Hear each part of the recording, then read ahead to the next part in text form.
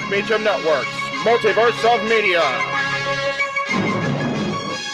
For over 15 years, the recognized symbol of excellence and the standard bearer in coverage of sports and entertainment.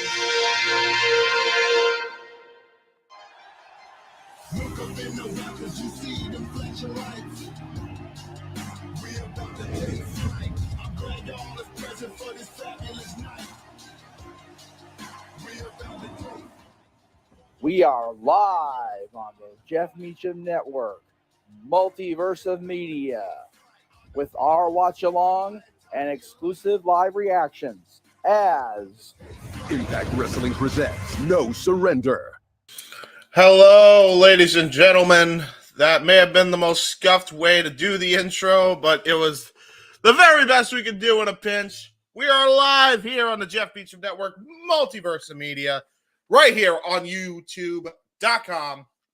Jeff Meacham Network, Custody 18 Studios, Jay Hebert Studios, and A Simple Man's Brand, all being streamed live for this watch-along extravaganza for Impact Wrestling. Hold on. I'm still new at this, so give me a minute while I get this. How do you get this picture up? Hey, how you do it? How you do the take? I don't know how you do it. I don't know. We're just gonna do it now. Screw it. Here it is. No surrender. It's no surrender, everybody. Noah, how you doing? I tried to get the picture like to show by itself, but if it's an overlay, it should be under overlays. Actually, if you go down where you do like the color and stuff like that, and where you do the logo. But you're learning. Okay. I'm doing well, and hello everybody. Welcome once again to the Jeff Meacham Multiverse of Media, play-by-play commentary, coverage, and reactions as we look at all things wrestling. Shout out, of course, the ATW family on the Twitter. And of course, I am the simple man with a spectacular voice, christened by good old JM Jeff Meacham and the Renegade JJ Williams himself. Please follow and support Custody 18 Studios. And with me, of course, in the producer role this time, the brainchild of Women Feud Wrestling and FTW Productions, James Hebert. Yeah, I'm looking very forward to this show. We got about 14 minutes till we kick off the countdown, where we got two great matches ahead as the quintessential diva takes on the Virtuosa. And we have Speedball Mike Billy taking on the Foundation, Jonathan Gresham. And hello to Sebek and everybody out there across the Multiverse of Media chat. Please like, subscribe, comment, give it a thumbs up, tell a friend. Appreciate y'all for being here. What's on your mind, man? Man, it was a lot's on my mind, man. I wasn't expecting to produce tonight. We got it at last minute. I got the role at last minute. For those who are wondering why I'm producing now as opposed to Jeff, Jeff ended up having a situation at his humble abode involving a storm coming. Not Jay Cargill. Yes, exactly.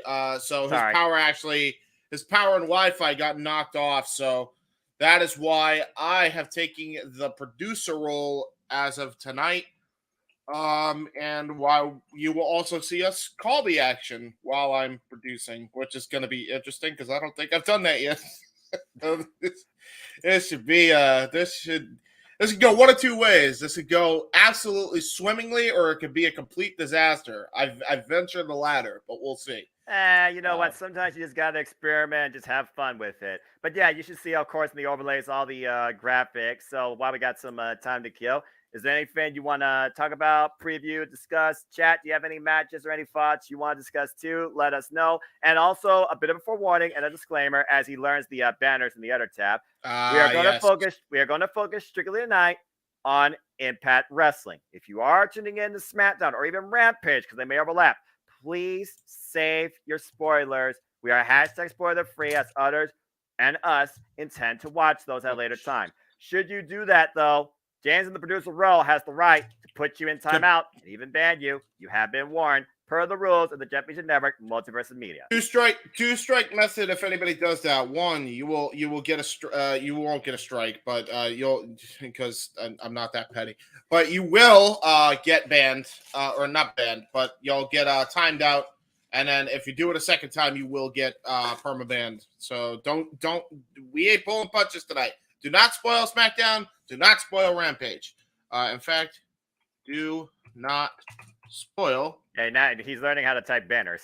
James is learning how to use StreamYard in depth, folks. No, I knew how to do that. It's just, navigating where everything is on the Jeff Meacham Network StreamYard. Yeah, his layout is very, very neat. To be fair, it's just I'm very lost. So there you go.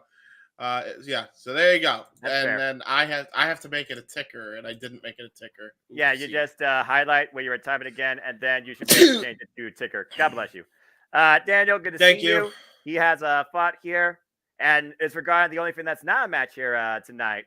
I wonder what will happen at the live Busted Open Radio tonight. No surrender. Well, we do know that Bully Ray won the Beat the Clock challenge, so he will get the first say. Tommy Dreamer, of course, and Bully Ray and David LaGreca, they literally have run Busted Open, the weekly forum that everybody tunes in, and some people even get their voices on. I don't think they're going to have a free cell phone line number for you to actually invade tonight. I honestly wonder if they're going to involve the audience here tonight. James, you've been your mic's muted, by the way. You've been a fan of Busted Open, so I wonder if you would want to give your own thoughts. For me, I feel one of two things is going to happen. It's going to set up Bully Ray versus Tommy Dreamer for sacrifice because I feel this thing needs to end. And one of these two's time in Impact Wrestling might be coming to a close soon. Or Dave LaGreca is going to go for a table or get bashed in the head with something. Yeah, I think one of the latter. I mean, we have seen people get involved in a celebrity capacity before, especially recently in wrestling, so it wouldn't surprise me. We got Daniel in the chat. Shout out, Daniel. I wonder what will happen. Oh, dumbass, you read that way before I did. So yes. there you go. Bots. We're live, Big bots. folks. We'll do it live. Screw it. I'm trying. Where's Paul? Paul's here with us also. Oh yeah, Paul's in the background, but he didn't want to be on camera, so he actually moved my futon a little further. But that is your Wrestling Trivia Challenge, Combat Wrestling Challenge champion, who's going to a 6-man Ironman match. And James said hi if you do want to join in at any time, Paul. He's going to eat first. Let him get you know what? Fair. I was eating before I went on the air, and I was actually going to eat chips, but you know what? Screw it. I'm going to put them back because I don't know. I mean, you're fine. I'll call the countdown, and you can eat during that, and you come in after that. As again, we are 10 minutes away, so let's go ahead and talk about the countdown here a little bit. As again, we got 2 matches. It'll be the Foundation Jonathan Gresham versus Speedball Mike Bailey, a match founded on respect, but we saw what happened when these two coexisted in tag team wrestling against the most professional team in Impact Wrestling in TNA history, the Motor City Machine Guns. It took one miscommunication, and the Motor City Machine Guns were able to isolate, capitalize, and get the win in the end. What's funny is this is not the first time that Speedball and Gresham have gone one-on-one, but it's the first time they've gone one-on-one in Impact Wrestling. And in their stint of singles matches, it's 4-1 Speedball Mike Bailey. Jonathan Gresham looking to start a new honorable road in Impact Wrestling. Speedball Mike Bailey might be looking to take his first step towards maybe re-challenging for either X Division or the Impact World Wrestling Championship. So, James, what's your thoughts towards this match that I can't believe it's on the countdown? I don't think it's going to be less than 15 minutes. I don't know why they're putting this on the countdown other than to maybe get some eyeballs on people that have not gotten into Impact Wrestling. I would put this on the main card because it's oh man, did I screw it? How did that happen? Go to the right yeah, on the right graphic now. Come on, man. Let one thing go right. Okay. So yeah. Yeah, I don't know why they're putting this on the countdown as opposed to like doing it the other way around, but hey, you know. I'm not the company, so what can you do? Well, yeah, there you go. But why don't you go ahead and go back to that other graphic, guys? I'll let you take a front run on this match as we talk about the Virtuosa, the standard bearer of the Knockouts division since Slammiversary 2020. Long may she reign. The personification of technical excellence and execution. Takes on the quintessential diva, Michelle Shaw, who's looking to once again show why the spotlight only is for her and no one else can be a part of it. What's your thoughts towards this singles encounter? I think this singles encounter is gonna be very fun to watch because I like I like Shaw and I like Deonna, but I think this is an easy win for Deonna here. Deonna Purrazzo made this person. Giselle Shaw made this person with Deonna talking about the fact that she is the Black Widow. No, you're not. That's Tara, of course, of Impact Wrestling. Truth. And that I cannot coexist with any tag team because anybody that tags alongside me, I destroy tag teams. And she particularly talked about VXT and one Chelsea Green, a best friend of Deonna Purrazzo that no longer is part of this company. She went home to somewhere else, unfortunately. And now Deonna Purrazzo's looking to once again show why you don't talk about her. You don't talk about her friends at the expense of probably Michelle Shaw's left arm. Because once that Fujiwara armbar is locked in, Michelle Shaw, the spotlight's going to be on you to say, I quit. I agree. And that's what we got looking forward to on the countdown, or is there more? That is the two matches to look forward to on the countdown at this time. And honestly, this match right here could set the pace for maybe the next challenger for the Impact Knockouts World Championship. Okay, so now that we know that, we're going to rapid fire predictions. And Paul, if you want to join in, you can too. Josh Alexander versus Rich Swann. Just don't think about it. Just go. Josh Alexander. Yeah, there you go. I agree. Mickie James versus Masha Slamovich. I'm actually going to go with Masha Slamovich. Much as I love me some hardcore country. I feel like Mickey's going to show a different side of her tonight. Now that she no longer has to fight for the title, she has to fight to keep the title. I think she's going to go 2006 Lithium crazy. I got Mickie James retaining tonight. All right, there you go. And we got Time Machine versus Bullet Club. I'm going Time Machine. I'm going Bullet Club. I mean, Kenta debut, Ace Bay, Chris Austin. They want a chance to tag titles too. Bullet Club gets the win over Time Machine. That puts them first in line, I believe, in title contention. Fair enough. I went with Steve Macklin, my boy. Does anything else need to be said? Mayhem for all. Macklin has yet to have an Impact World Championship opportunity. Macklin for the win.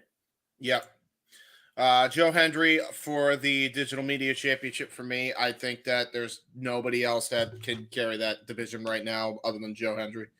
I believe in Joe Hendry. Yep, definitely guy I'm retaining. Death Dolls versus the Hex. I'm actually gonna go with the Death Dolls here, to retain. The Hex just right on the scene. I know how many times we have seen these titles change hands, but I think the Death Dolls, they've kind of been a standard now for these titles, and I feel that they're going to continue that because there's still more story elements in play, particularly one Rosemary. You got the Death Dolls retaining. All right, we got the former Connor of the Ascension now with the Design, led by Cody Deaner versus Frankie Kazarian. Five-time X Division champion versus Khan, who really has not done a whole lot yet in Impact Wrestling, but there's a bigger story here, and I think it's by design, particularly when it comes to one Callahan. And it might show us step 6 of the 7 deadly steps. I think Kazarian is going to win, though. Because Kazarian I agree. We got Busted Open. Dave LaGreca's going through a table. We can predict that, right? Poor LaGreca. Well, at this point, yeah, I think he's just a victim.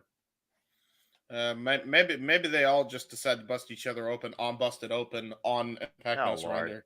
Yeah, ECW all over again. Hardcore. ECW. The freaking hardcore rules match. Old school rules match made for Busted Open. Well. And then okay. Where's the main event?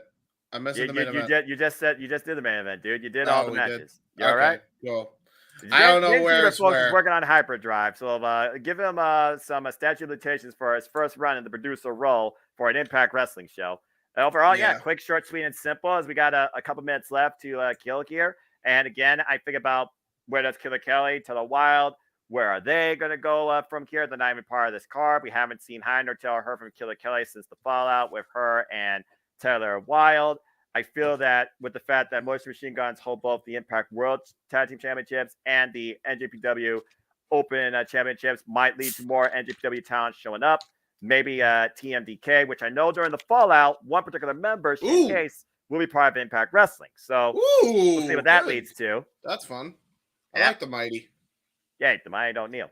And of course, Kenta coming in, just winning the NJPW Strong Openweight Championship over Fred Roster. I wonder if he's going to try and bring that talent to play like he used to use that briefcase all the time in his matches. Kenta's Impact Wrestling debut, but a lot of history, particularly with one Kushida, too. Even though usually right at this point, Kushida and Kenta have only met in 6-man tag team action. They've never had a singles. So I'm just very happy that they're finally doing the trio I've always dreamed of, which is the Motor City with Time Splitters, and they're calling them the Time Machine. I'm like, all you're missing is the DeLorean, and you're missing the Doc, of course, Rizuki Taguchi, who dresses up like the Doc, just bringing us back to friggin' 1980. Bro, I'm just saying, man.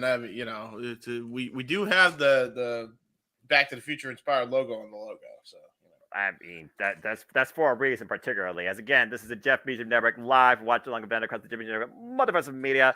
And for those that are tuning in for the first time, this is our coverage, our reactions to Impact Wrestling's No Surrender. The countdown starts here shortly, available for free and all live on YouTube's Impact Wrestling channel.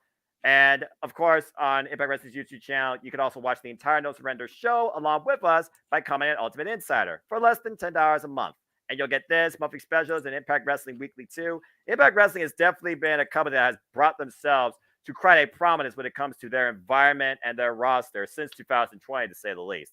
So I'm very happy. Again, you and I called Hard to Kill, which was their actual first pay-per-view, and you thought that was one of the best booked, stacked, quality shows you've ever seen. Yeah, and that's saying a lot because we had Wrestle Kingdom this year. Exactly. Good to see you, Nathan. Appreciate you always. Longtime supporter and friend across the Jeff Meacham Network Multiverse of Media.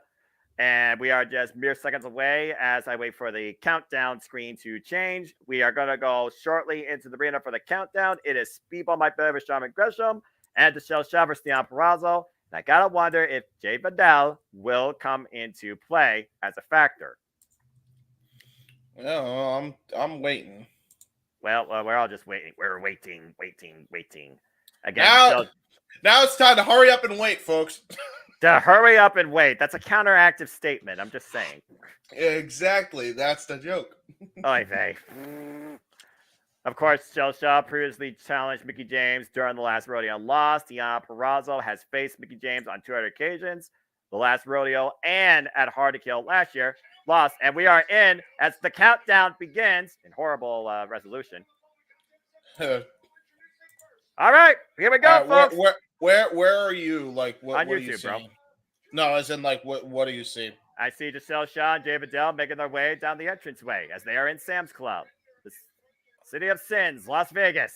Let me know when I get on the apron. I assume they're going to do an apron And deal. step up the stairs, and they're on the apron. All right, Okay. that should do you. All right, so folks, welcome to our first match across this Jeff Meacham. They're on the apron. Yep, and she's in the ring. I'll let you know as soon as the music changed too. Okay, because I'm behind you. That's what I'm saying. Yeah, I got you. Yeah, I need she you takes first. off her vest or whatever. Checks the hair. She's a diva. She got her vest off. And there's the Oz music. Dun, dun, dun, dun, dun.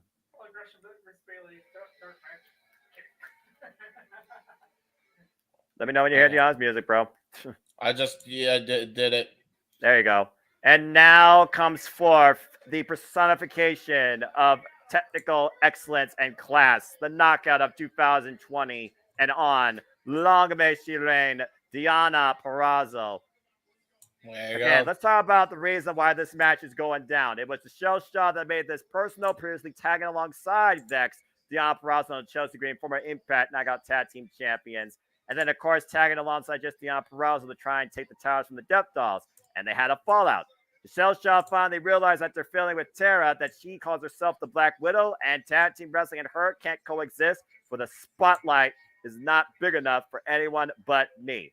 She dropped Chelsea Green's name and talked about Deonna Purrazzo's friend, and now Deonna Purrazzo is looking to take an arm from her after already ruining her look twice with a bowl of food. There's no Gonna be an doubt, interesting one. Yeah, there's no doubt that both these women are out to prove a point on why they should be challenging for the Knockouts World Championship. Bell reigns are underway. There you go. And we are 27 minutes and 32 seconds away from No Surrender going live across the world on YouTube as the countdown begins. We got Evans now.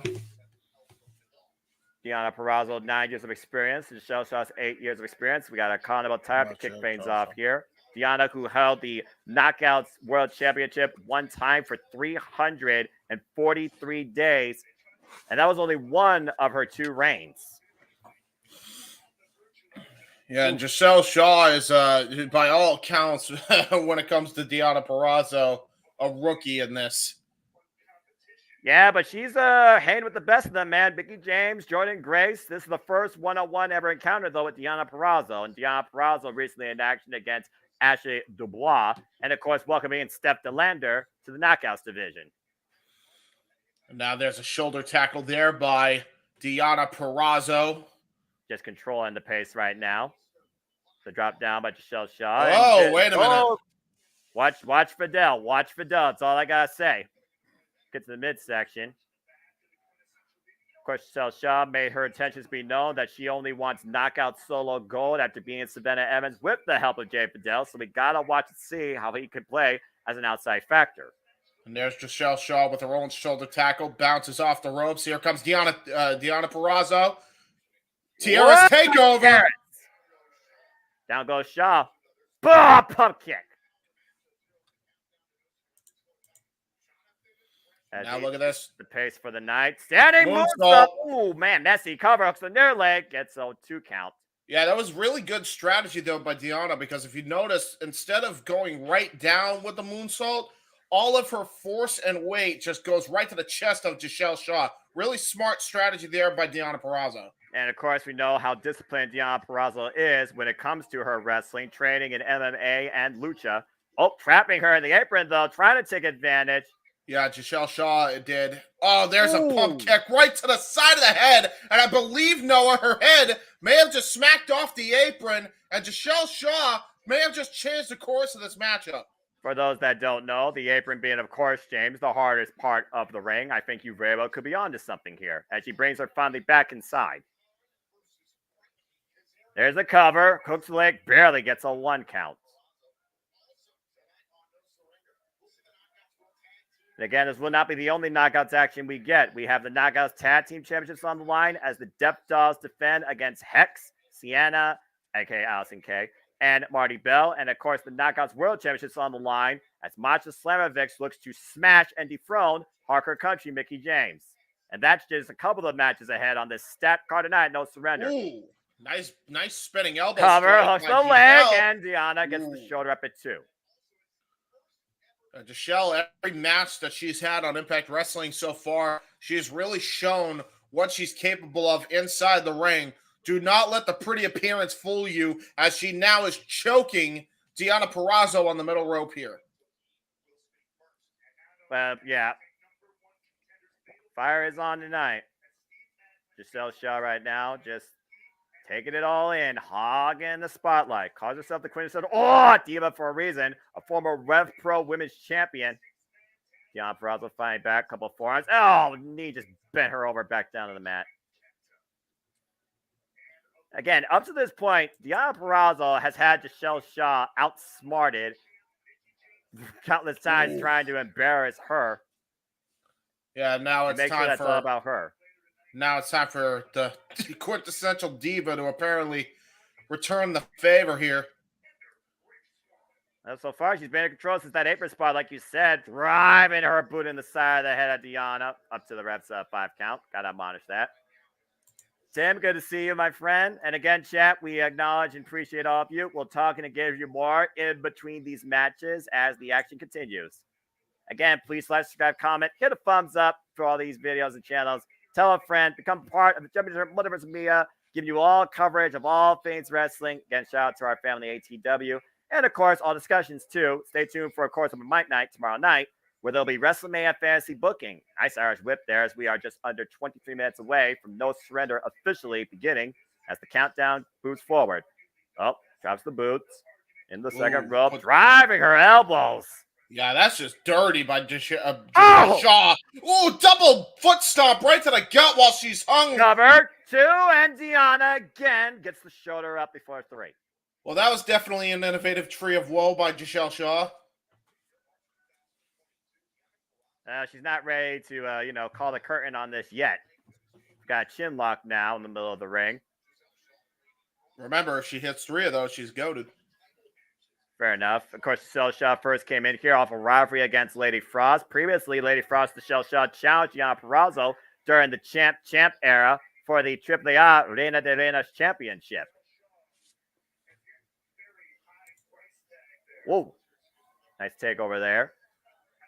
What is Noah's no surrender? What does that mean, Tim? It means that my voice has no surrender. And you think I have no surrender now? Wait till WrestleMania week. And now look at that. We're trading forearm strikes here between the two ladies here. Deonna Purrazzo trying to get some fire here. Picked up speed. And boom, when it collides down the middle of the ring. Same thinking, same outcome. Impactful stopping point, to say the least. We got a 2 count here by the referee. Both women down on the ground here. We gotta see if someone can capitalize from this. Who gets them to their feet first? They both rocked each other on that. The only difference is there were no thumbtacks in the middle. What happened last night with Trey Miguel and Crazy Steve and Monsters Ball for the exhibition title. Yikes. Deonna Purrazzo What a with the brutal chops. match that was. Right now. It was ridiculous first. I loved it. Abyss beyond her. Whoa! Deonna Purrazzo picking things up here. Dropping the quintessential diva. Shots to the midsection spinning there off the Solvat. rope. Rising knee. And a Russian leg sweep. Here's the cover. Hooks the leg and just Shell still in this. Uh-oh! And immediately, Deonna going to the well. The Fujiwara armbar. Her expertise. A little bit of Shell. Great awareness with the rope through. Uh-oh. Looking to hook her up. Pop handle. Yeah, trying to go for Gotch style. Counter. Snapdragon. Ooh, trying to go for... Oh! Jeez, trying to do a backbreaker. I don't know if she Stuck got it all of off it. cover too. No! Wow, she almost got it. If she had hit that backbreaker, that could have been it. I think that might have been what screwed her over because she hit the flatliner perfectly, but the backbreaker, Deonna was able to shift her weight for it to lessen the impact, and that may have been what saved her there, Noah. Well, again, shares of a lethal combination, but like you said, 2-for-1 special, one move more powerful than the other. Shock and Awe did not finish this match, but it looks like the Shell. Oh, this is not wise. This is very bold. Oh, gonna pay for it. Oh, jackknife. Looking for the Queen's Gambit. Ooh, took her out of the knee. Imagine the statement. That would have been if the Shell hit that. Ooh. Dana denied. The knee strike. Oh, bringing her back down again. Hook in the arm. Back to the Fujiwara. Trying to extend it. With the Shell trying to keep her body up off the mat. Jay Vidal trying to root her on. Push her body to the ropes and gets to the rope to break the hold. Yeah, the long legs of Giselle Shaw just saved her there. Dan Matt Helms, good to see you as well. Jay Vidal, again, playing distraction. Deonna Purrazzo needs to stay focused here, though. And that might be the time, though, that Giselle needs to get back into this. Jay Vidal on the apron. Giselle looking for the Queen's Gambit. Gotch style pile driver. Can't she hook her up? Oh, wait a minute! Savannah Evans! What is she doing here? What the? Hook and Deonna. Oh! Full Nelson slam. What the hell, Evans? The official didn't see it. And now look at this, Giselle Shaw! Rising knee strike! Lights out, cover, 2. Giselle has beaten Deonna Purrazzo. Wow. With an unlikely assist from Savannah Evans. I thought the spotlight was too big for another person. When did she get a freaking co-star? Damn it! Apparently, it's not too big if the money's right. Well, money talks apparently, and the quintessential diva has a budget for days. Savannah Evans no longer rolling with somebody that was all about flavor. Now she's rolling with somebody that's all about the spotlight. Oh, there you go. That's our opening contest. We got to see how that's going to change things going forward. The dynamic of the Knockouts division got a whole different look with the quintessential diva as she picks up a win over a former Knockouts world champion. From one world champion to another, will a former Impact world champion on a 2-year journey to get to this point once again reclaim the gold and his spot at the top. I'm a little bit annoyed by that, but I did not expect Savannah Evans to play on behalf of Giselle Shaw, considering Giselle Shaw beat her with the help of David. I expected Giselle to beat Vidal, not the other way around. Well, that screwed me. One wrong. Damn it. I've got to screw a lot of people. Let's see what y'all saying here. Nat, good to see you. How's you doing tonight, everybody? Yep, hit that like button. We appreciate the love, the support. I guess YouTube has algorithm likeness for that as well. So, yeah. So, James, again, Savannah Evans, hired muscle, apparently. I was a little bit annoyed by that, not going to lie. And right now we got a video package, folks, regarding Rich Swann's journey up to this point. And, of course, Josh Alexander not only the shortest ever Impact World Champion, but the longest reigning Impact World Champion. And he doesn't look to stop the later half. Not tonight. Can Rich Swann shock us all and once again become the Impact World Champion? Again, is a friend your greatest ally, but also your greatest threat? Because a friend knows you inside out. Josh Alexander ate that kick last week Thursday and knows what Rich Swann is capable of. Yeah, this is going to be a hell of a match for the Impact Championship. I'll tell you that right now.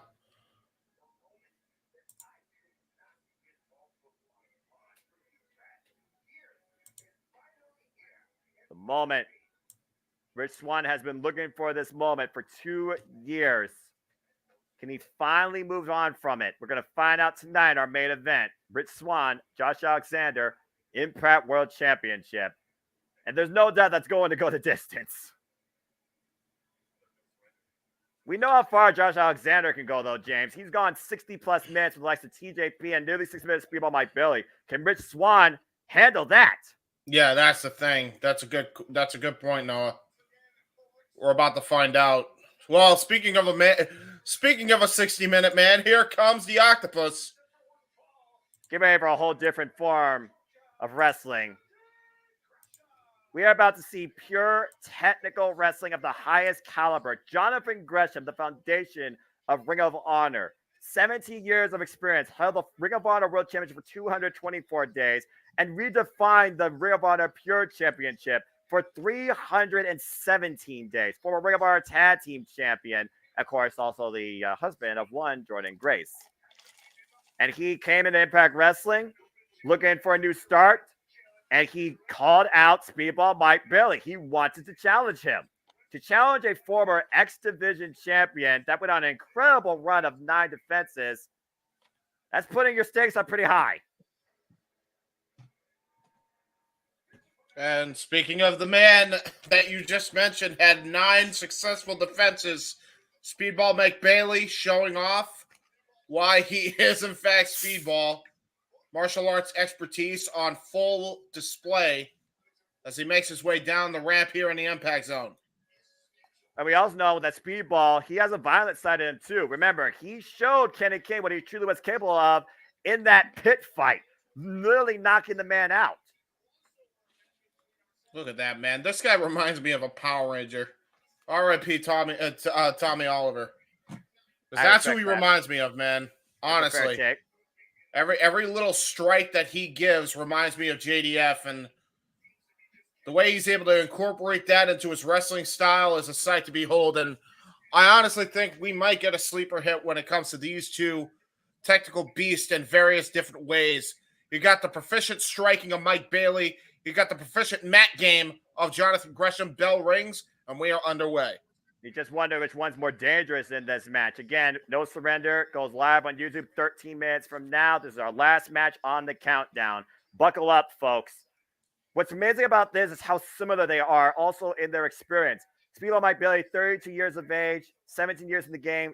Jonathan Gresham, 34 years of age, 17 years in the game. While Gresham has had 800 matches plus in his career, Speedball has had 1,100 matches plus in his career so far. Ooh, wow, look at that. Trying to go for a nice trap. Holy hell. Quick strike attempt. Meanwhile. Wow. Wow. Up with the PK stalemate. Oh, wait. Wow. We're following hard carnival tie-up here already. Yeah, see, here's the thing. I was going to say you might not want to get into a striking game with Speedball Mike Bailey, but Gresham just held his own there in very quick fashion. And right now it looks like Speedball in the collar and elbow tie-up against Jonathan Gresham. Not something I was expecting early on in the matchup. Well, like I was alluding to earlier, this is not their first one-on-one encounter. This is their first ever one-on-one encounter in Impact Wrestling. These two have faced each other one-on-one a previous 5 times. And 4 of those times, Speedball Mike Bailey has won. And each of those matches weighed in about an average of 15 minutes. The most recent encounter, ironically enough, was February 11th in GCW Jersey J Cup. And it went for approximately 17 minutes, and Speedball got the win. Wow, man, what a kick. And there were those lethal feet by Speedball Mike Bailey. And a knife edge chop to follow, just trying to cave in the chest of Jonathan Gresham. Jonathan Gresham returning chops in kind. And now we got a chop-off battle right here in the middle of the impact zone. Let's see who gives first. Oh, man. Wow. Oh, wow. That was right to the leg. Yeah, a knife edge chop right to the leg. You don't see that often. That's what makes Jonathan Gresham so innovative and dangerous. Woo, man. And you were saying? Lightning knee strike with the final shot to the side of Gresham's head, bringing him on the apron. Yeah, those dangerous knee strikes, those quick and fast, lightning fast knee strikes, and into a pump kick to follow up after the insecurity that sunned him out of the ring. Triangle moonsault. Wow. Oh, wait a minute. He may have hurt his leg, though. Or that kick from earlier, like you said, pinpoint to the hamstring as people might be able to Jonathan Gresham. Are we already seeing damage done? Again, tying up the leg, man. And that's what's brutal about Mike Bailey, man. I should say, that's what's brutal about Jonathan Gresham. He's able to change up his game on the fly there. He's able to adapt to any given wrestling situation and be able to pinpoint a weakness. You take down the high flyer's legs, you take down his tree trunks, he ain't got much to work with. These two have fought across Combat Zone Wrestling, C4, Global Championship Wrestling, and now Impact Wrestling. So they definitely have made their way across the industry. Oh, Gresham blocks the foot. Throws Speedball off. Oh, he takes kick to the midsection, knocking the wind off him, dropping him to his knees. Bro, it's like Anderson Silva at the prime of his career just kicking the hell out of a prime Conor McGregor. It'd just be brutal. Listen to these shots, man. Holding up on Impact, of course, with the MMA mixed martial arts background you allude to, Speedball Mike Bailey, barefooted. Trying to take away the leverage and the breath of the octopus. And think about this too, Noah. You mentioned he's barefoot. Not quite, because he's got kick pads. That means those kick pads, those kicks to Jonathan Gresham's chest hurt way, way more. And Gresham working with him in right now. Giving him more. Uh-oh. He's been down before. Gresham can take it. What a drop kick. Beautiful drop kick by Jonathan Gresham. Certainly feeling the impact of all those kicks. You see him grasping his chest and just trying to get his breath. We are 9 minutes away from going into No Surrender across Impact Wrestling's YouTube channel. Oh, nice spinning Silva into an axe kick. Oh my gosh. And again, the bad leg. The leg that Gresham kicked earlier. Oh, what's Speedball thinking here? There's a run up. Corkscrew. Oh, no. Oh, and he landed right on his bad knee, Noah. I thought he was going for the corkscrew instead. Shooting star press counter. Meanwhile, out of the ropes, and Gresham stomped to the leg. Wow, that was brilliant by Jonathan Gresham. The lower leg. Brilliant by him. And now he's just working over that knee. This is Jonathan Gresham. This is the octopus in his element here. Most dangerous man on the mat, some would say. Pulling a page out of Serena Deeb's playbook, driving the knee in the mat like you were talking about earlier. Now looking to tie him up. Oh, wow. There are the up kicks still with the good leg. He still has one good leg if he only has one bad one. Oh! Jesus. All right. Just punch him in the face. That'll take, he's take care of that. He's asserting his dominance. He's got the upper position, so. Oh, Jesus. Speedball still has his upper body free, though. Overhead chops to the side of the head and neck. Not even overhand chops, bro. They're just trading open hand and palm strikes right now. No, that was a chop to the side of the head and shoulder, dude, right there, okay? The legs are tied up by both men now, and looks like finally both men release. And that may have just stunned Mike Bailey enough for the figure 4 leg lock here. Well, we've seen Gresham use this move in the past. Speedball Mike Bailey needs to roll over to reverse the pressure or make his way to the rope to break the hold. Oh, watch his shoulders, though. Cover, two. Almost got the pinfall there, did Jonathan Gresham. Well, the pain has to be excruciating right now. Cover again, two. Think of the way he has this locked in now. Very a lot of similarities between his mentor Jay Lethal. The way he has this cinched in like this, trying to drag him to the ropes. Gresham once again dragging him to the center. It's a tug of war here right now in the figure 4 leg lock. Gresham in control. We recently saw, of course, Jonathan Gresham last had the Ring of Honor Pure Championship here and had a classic against Chris Sabin. Again, one of the guys that defined the art known as pure professional wrestling, established in Ring of Honor by the likes of Bryan Danielson and the current champion, of course, Wheeler Yuta. Speedball once again trying to find some sort of leverage, some sort of freedom from the figure 4 leg lock. Ropes are right behind him, but it's got to like a mile. Yeah, that's because it is a mile. But there he is. He finally got to the rope. The adrenaline makes a man do crazy things. Finally bringing up the submission hold, but how much damage was done? I was about to say, it did a lot of damage. It did a lot of damage, and that is very bad news for Mike Bailey here. Drop down. Wait a minute. Looking for the drop kick. Oh, aggressive scout it. Saw it. Oh, man! Wow! That's like coming out of their leg tail. Oh! How close was that from Speedball Mike Bailey into the knife edge kick there? Got countered by Jonathan Gresham into the German suplex. Countered by Mike Bailey. Oh, man. Oh, wow. Man, his knees gets nothing. Forearm smash. That was just brilliant counter wrestling by both men. What an exchange. Both men down on the mat. I thought he was going to go for a pin there in a moment, but Bailey, smart or just on pure instinct or just divine intervention on the side of his body, Gresham unable to capitalize. Might have a 2-pound place there. Yeah, Gresham still grasping his both chest. Men at this point are just trying to get their wits about him here, Noah. I mean, Speedball Black Bailey has a bad leg. Gresham has a collapsed chest, so I'm not sure who has the advantage here at this point. We're about to find out sooner rather than later. Daniel Spencer, count up to 8, 9, and finally Speedball on his feet, still grasping that left leg, trying to get some feeling back into it. Gresham back to his feet. Let's see what happens here. The intensity, the drive to win.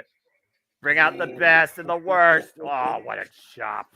Another knife edge chop by Speedball Mike Bailey. Another brutal kick. Jesus. A bit of an audio issue. It sounds like an Impact Wrestling botch. And meanwhile, it's a kick again. All right. Someone in the production truck, you need to fix something there. Botch. Love the echo. The reverb is incredible. It's like a Matrix. So just slow it down. Right now, maybe they're in the Matrix because right now they're just brutalizing each other. Kick and chop battle here. They're picking up speed inside the ring. They're not picking up speed on commentary. There we go. In space. I love this. It's freaking hilarious. Weird space. Oh, big chop again and a kick. Chop versus kick. Which one's stronger? We're about to find out. Then Gresham and Speedball not giving an inch here. Oh, and the right leg has not been damaged. That definitely was effective. Speedball he can't even springboard. Oh, he got misstep. But he got what a great moonsault. Lion salt recovery into a tope suicida to the outside of the ring. Great recovery there by Jonathan Gresham. Now looking for the spring. Oh, over the rope. Speedball goes to the outside, though. Now Speedball on the apron. Goes and wow. Holy hell! The moonsault off the top. Shades of what happened last year at freaking Rebellion in the 3-way. That took your breath away. Yeah, and it took my breath away again because he did it so lightning fast. Jonathan Gresham just got outside of the ring, and he hit that move knowing exactly where he was going. Oh, he was trying to go in for the kick. Oh, and a shot cover. 2. No. Ooh. How is Bailey still in this thing? Poison Rana. Spikes Jonathan Gresham on the top of his head. Gresham looking up to the sky for something. That's not Scorpio Sky. Oh, my gosh. And meanwhile, Speedball still grabs the left leg. There's a pump kick in the right, though. Oh, with a super kick. But again, you see each shot with a bad leg. And Speedball is going right back to it. Now look at a spin and fall up again. Got away that time. Wow, was that a brutal shot right to the side of the head. Is it time for the final move? Looking for Ultima Weapon. No. Oh, that was a brilliant counter. Oh, wait a minute. Front row. Gresham hooks the legs. 1, 2. Got him. Gresham has beaten Speedball Mike Bailey. That was just like that. That was just brilliant. Poison Rana steady front rolled him and trapped the legs. Yeah, that was just brilliant because he knew his leg was damaged enough. So when he got him in that roll up, all he had to do at that point, Gresham had to do, was just roll him up for the 1, 2, 3. That was just brilliant wrestling. Brilliant strategy all around by Jonathan Gresham.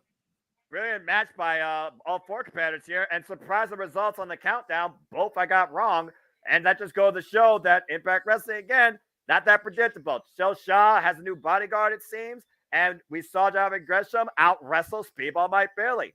But again, there's still so much more to come as we look ahead towards the main show here. We got Khan versus Frank Kazarian. We got Rich Swann going after the World Championship, Josh Alexander. Got Mickie James defending the Knockouts World Championship against Masha Slamovic. 6-man tag with Time Machine and Kenta making his Impact Wrestling debut alongside Bullet Club.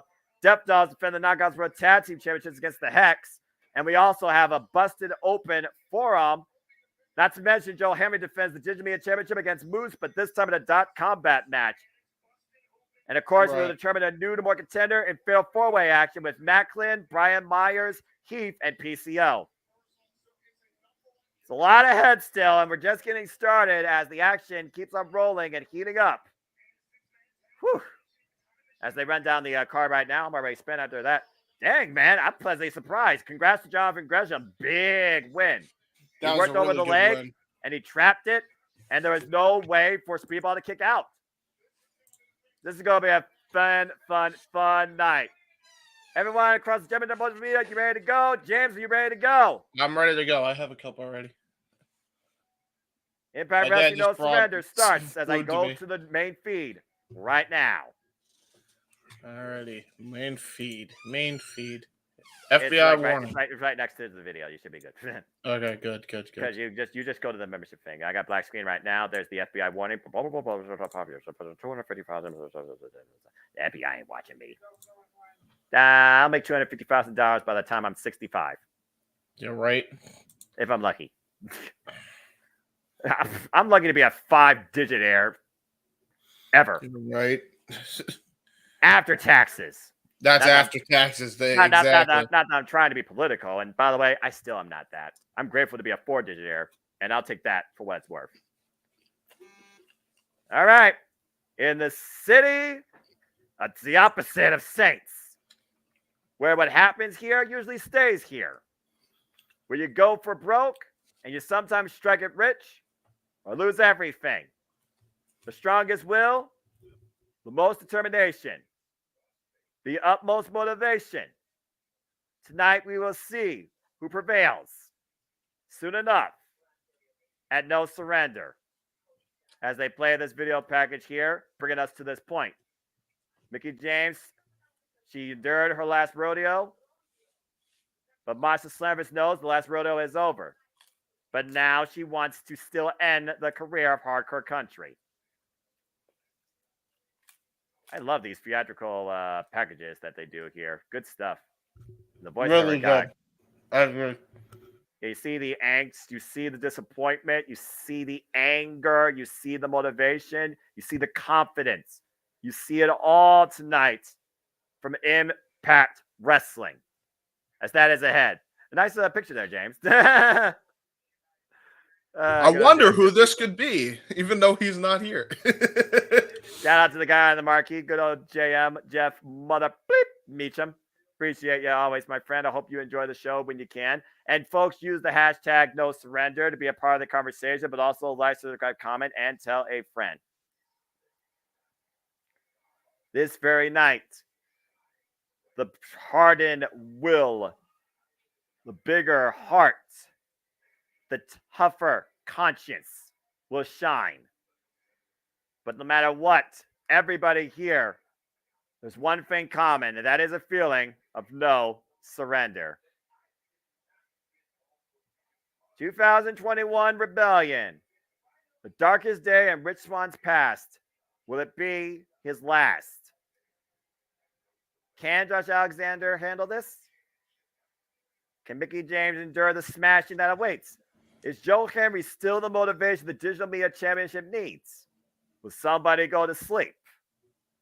This and so much more to be found out now as No Surrender begins. Welcome, everybody, to an Impact Wrestling Championship Multiverse Media live watch-along event. You know what this is, for I am the Simple Man with this regular voice, representing the Simple brand. My name is Noah Foster, and we are tuning in tonight strictly focusing from Las Vegas, Nevada, and Sam's Club. This is Impact Wrestling's No Surrender. And there you see the challenger, Rich Swann, making his way to the Impact Zone Arena here earlier today, and so is Josh Alexander, the champion. Both men have a Wait a lot minute. on their mind. And look who's opening the festivities. This is the director of authority, Santino Marella. I say. I love this guy. I love the fact that he still has the badge, by the way. Of course he does. Why wouldn't he? Like he's the director of authority. Respect He's his the director authority. of authority. Respect his authority. Hey, Santino. It's a Santino. Sorry, non-copyright. This is gonna be fun. This is gonna be freaking fun. Yeah, Santino. We appreciate you, Santino. Director of authority. I like this. I like this opening. He's actually like really good and really hype. Las Vegas. How much history?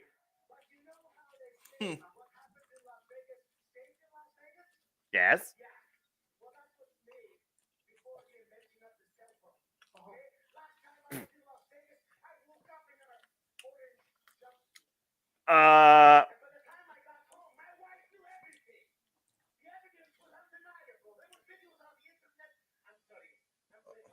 Yes, you are.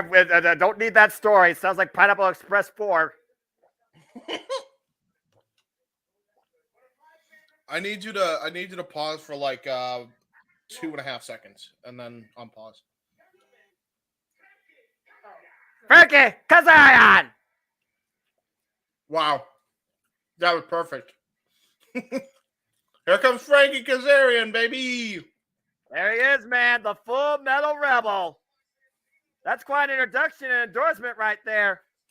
Both these men have tremendous respect for each other, and we saw Frankie Kazarian at Hard to Kill surprise us. Jameson says he has signed a long-term deal now home in Impact Wrestling. And what a shock that was to the wrestling system. Again, 5-time X Division champion, former tag team champion. This guy that always puts the bet out of himself, looking to strike it rich tonight in Las Vegas, endorsed by Santino Marella as if there wasn't enough weight on him.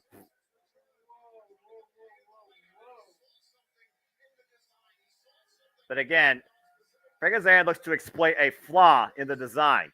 He sees something that Callahan doesn't need. He thinks that there is something more than meets the eye. And tonight he's looking to expose it at the expense of Khan. Will the design carry out what they need to fulfill? Will Callahan do something against his own will? It'll be Khan versus Frankie Kazarian one-on-one, but you do see the design in full. Diener, Angels, and of course now Callahan, the former Death Machine. So what happened to Joe Doring? I know Eric Young is gone. I think he's still facing cancer, my brother. And again, all the best to Joe Doring. I hope that you prevail, and I know that you will. Damn. So right now, looks like Angels and Callahan are going to escort Khan to the ring, but I'm not sure if they're going to be in his corner as Dino watches on from the entranceway. Eric Young said before he left, I was the designer, but you were the design.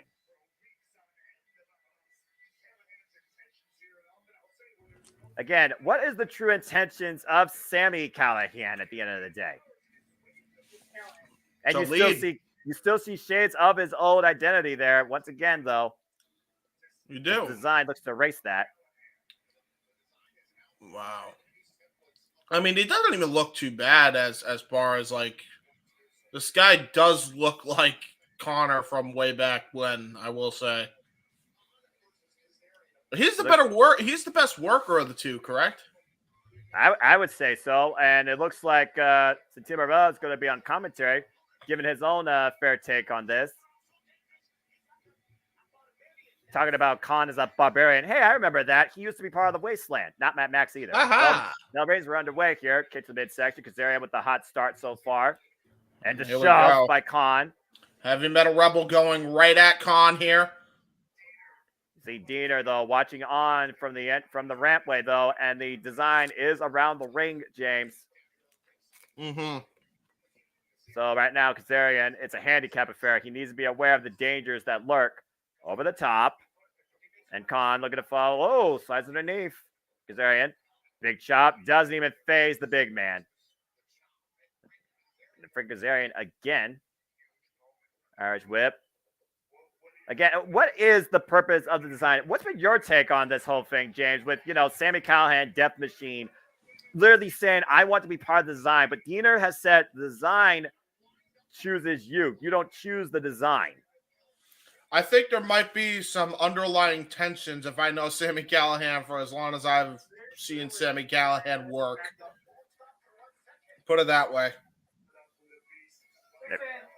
Then now, got Chop Fair on the outside of the ring. Oof. Big overhead shot. Yeah, real quick, I need you to pause another 2.5 seconds. I thought we were in sync, and then we weren't. Driven him into the apron. Meanwhile, oh, God, what a clothesline. That dropped Kazarian. You saw it, right? I just saw it now, yeah. All right, good. So we should be pretty good. It's YouTube. Well, that's a difference maker. Sure is. And now look at that, going to the outside of the ring. Still going to continue the punishment. Brutal uppercut.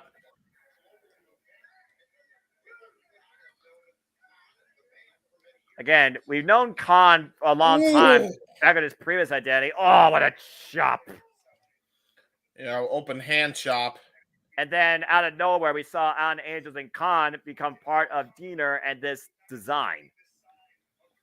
And you honestly wonder if that's been better for his career development. Well, it's definitely given him more opportunities as far as Impact Wrestling goes and just in general, that's for sure.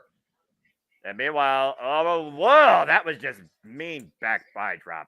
Almost like a toss. Yeah, just a raw power there by Khan. Big drop elbow. Big elbow strike is enough. Cover two. Kazarian with the shoulder up. And he did a corkscrew variation on that elbow. You see Callihan over on the right-hand side of your screen, rooting on Khan. But also, I wonder if he's thinking about what Kazarian was saying to him.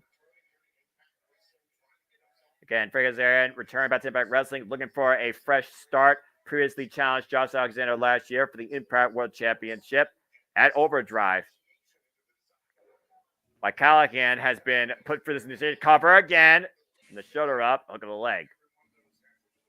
All these steps.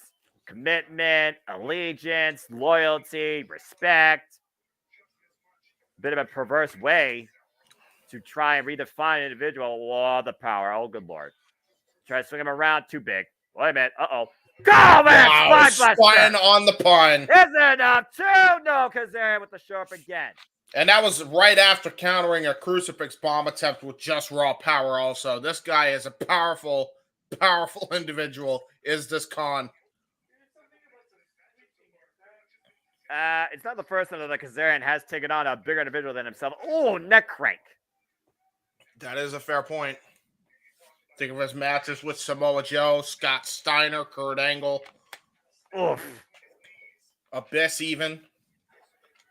This on our last night in Monsters Ball, of course. Trey Miguel is set to defend the X Division Championship against Crazy Steve. Hey, by the way, your thing on the laptop is going crazy.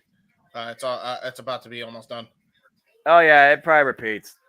That's fine. Okay. All right. Cool. Just double checking. Yeah, it's just a loop video. Shout out to those that just do fun little loop videos, royalty-free background screens. Yay! They're ripped off. Kazarian on his feet. Oh, big shot. Yeah, great shot there by Kazarian. Oof. The Khan problem just is, shuts that down in a hurry. I was about to say, it doesn't even matter against a guy like Khan. Whoa, my! Jesus almighty Christ. Hard Irish whip. Tosses Kazarian over the top rope and onto the floor. I don't even know if he hit the padding. He may have hit the floor. I mean, he's on the guardrail edge, if that tells you anything. It almost looked like he was bent around it, so I think he rolled towards it. If that helps with the impact at all, which I don't think it does. And Khan looking to follow up. Khan with all the momentum right now, wearing down the former multi-time TNA X Division champion. Again, the one thing Kazarian really hasn't done in this company is win the big one. And that's the whole purpose of him returning here, too. But again, Kazarian has to worry about not only Khan when he's on the outside ring, he's got to worry about Diener and Callahan. Or excuse me, Callahan and Angels. Diener hasn't moved. That was just a big haymaker. Khan somehow still up on the apron by one hand. Yeah, that's the thing. Like, Khan is just a very big Khan with man. the leg drop. Wow, that was a great fake out, though, by Kazarian. Right now, Khan draping over the second rope. And Kazarian looking to follow up off the second springboard. There's the springboard leg drop. Turn his body in midair. Right to the back of the head, too. Trying to wear down the big man just by targeting the back of his head. Honestly, might be the most effective strategy he's had so far in this matchup. So this is the moment that Kazarian needs to capitalize on this thing, bar none. This might be the weakness that Kazarian was looking to exploit as he was talking about. Oh my God. And a shoulder thrust just crumbles. And I repeat, crumbles Kazarian right down to the canvas. That knocks the wind out of you. And looking to follow up in the fireman's carry. What the hell is he looking for here? Nope. Kazarian. Oh, Scorpion Death Drop there by Kazarian. A great sting, too. No. And he did the half shoot into a cradle type pin, and it still wasn't enough to get the W, though. Kazarian, though, might be looking for that ace in the hole. The chicken wing. Can he lock it in on the big man that's down his knees? Oh, Khan still's too strong. Yeah, shades of his mentor, Bob Backlund in the past, and now look at this, just brutalizing Khan. Brutalizing Khan as much as he can, trying to bring him down to the canvas, and now he may be able to lock in the chicken wing. That's that full death metal rebellious nature that Kazarian has always carried with him. Just unleashing that on Khan. Once again, Khan fighting back, driving Kazarian in the corner. Kazarian still looking to lock in the chicken wing, though. And now driving his elbow in the head of Kazarian. Back elbow strikes and a headbutt. That was the thing. It was just Khan is too strong right now.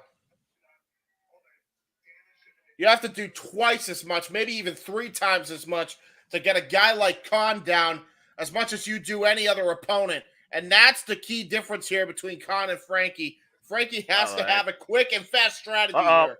Well, Frankie Kazarian, definitely the quicker, more agile one. To the top rope with Khan. Are you kidding me? No way. Flux capacitor attempt. No way. Oh, got countered. Dropped to the canvas there by Khan. And now, oh my God. What the hell is Khan doing? Khan from the top rope. You kidding me? Oh, Johnny headbutt. It's nothing but canvas. Yeah, did he ever? And that might be all he needs. Maestro Cradle! Ooh, kick out by Khan. But once again, right into the chicken wing. Yep, he's on the mat, on his back. Kazarian looking to take advantage, trying to lock in the chicken wing. Does he have it? I don't know if he has enough of it in. He's got one. He's got pretty hooked in, but the problem is the traps. The traps of Khan are just way too huge. And now we got the distraction from Ellen Angels. Wait a minute. Angels and Diener trying to come into play now. Angels driven off the apron. Callahan looking for something. Still chair. Oh, no. Callahan's got the chair. Oh, no! Oh, no, he didn't realize. Was Callahan acting on his own will also, James, or was that what Diener wanted? No, you could tell he was trying to hit Kazarian, but Kazarian saw it coming. And Kazarian reversed him into the chair. Slingshot cutter! Oh my God, did he hit that cutter? Cutter hooks the far leg. Kazarian with the win. That's how you do it. Maybe the weakness was not Khan after all. Maybe the weakness is Sami Callahan. Accident or not, Noah. I think it's safe to say Kazarian just exposed a flaw in the design. Diener apoplectic. I don't think step 6 happened tonight. If it did, I think Callahan might need to repeat it. Either way, Kazarian overcomes the design tonight and beats Khan. Kazarian wins our opener night at No Surrender. Well, whatever Sami Callahan does next, don't be a weenie. And sorry, I forgot to get the graphic up, but we might as well do it now that the match is over. And now we got GM Miller talking with the most professional wrestler, Brian Myers. So this was the match that happened earlier that I didn't get the graphic for, and I'm gonna try to stop doing that. He's learning, folks. And also, James, why don't you go ahead and put in the results across the ticker? Yeah, that's what I'm doing now. Con. Major players, little hiatus. Oh, that's a polite way of saying that. Oh, I don't know what Mike Cardona's future is.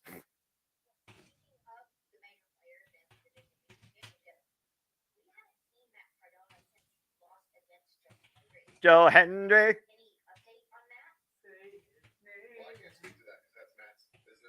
Oh, okay, that's fair. Respect Matt's business. He humiliated him. Da da da da da da da. Edges. Sorry. All right. All right, he's gonna make a fool out of him. Yeah, we'll see.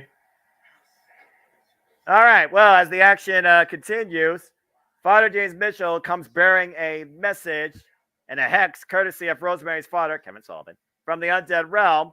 And we have former Knockout World Champions and NWA World Women Champions now vexing a different way the Demon Assassin Rosemary, as the hex looks to claim the Impact Knockouts Tag Team Championships tonight from the Death Dolls.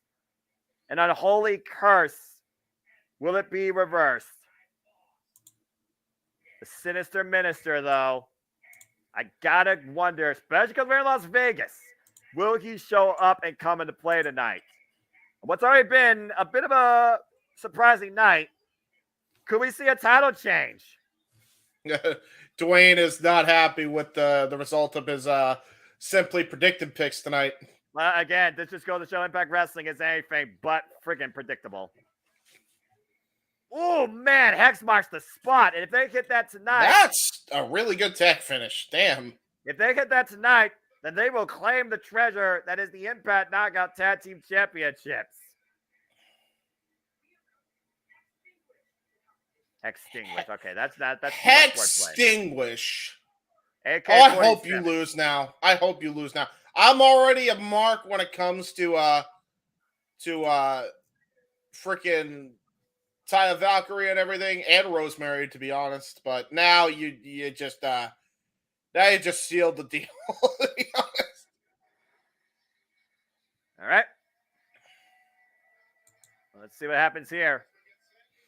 So, does anyone know why Scott D'Amore is really gone? Is he gone? No, he was at the NJPW Battle in the Valley pay-per-view on commentary. I feel right now, maybe he's just taking a little bit of hiatus, or maybe he's doing other business. Yes. Why not? Maybe he wants to change of scenery for like a few weeks. Let him be. Again, this is the first time ever match. Father James Mitchell brought the Hex down on the Death Dolls, stating Rosemary owes a debt to her Dark Father. The Hex can become the first team to capture the NWA Women's Tag Team titles and Impact Knockouts World Tag Team titles if they win tonight. Wow. But the Death Dolls are exactly tied for the longest female-only tag team reign with the Beautiful People at 141 days. I just want to point this out. Them mentioning the NWA like they did, that's a big thing. I know I shed a lot on the NWA, but that's a big thing that I did not expect.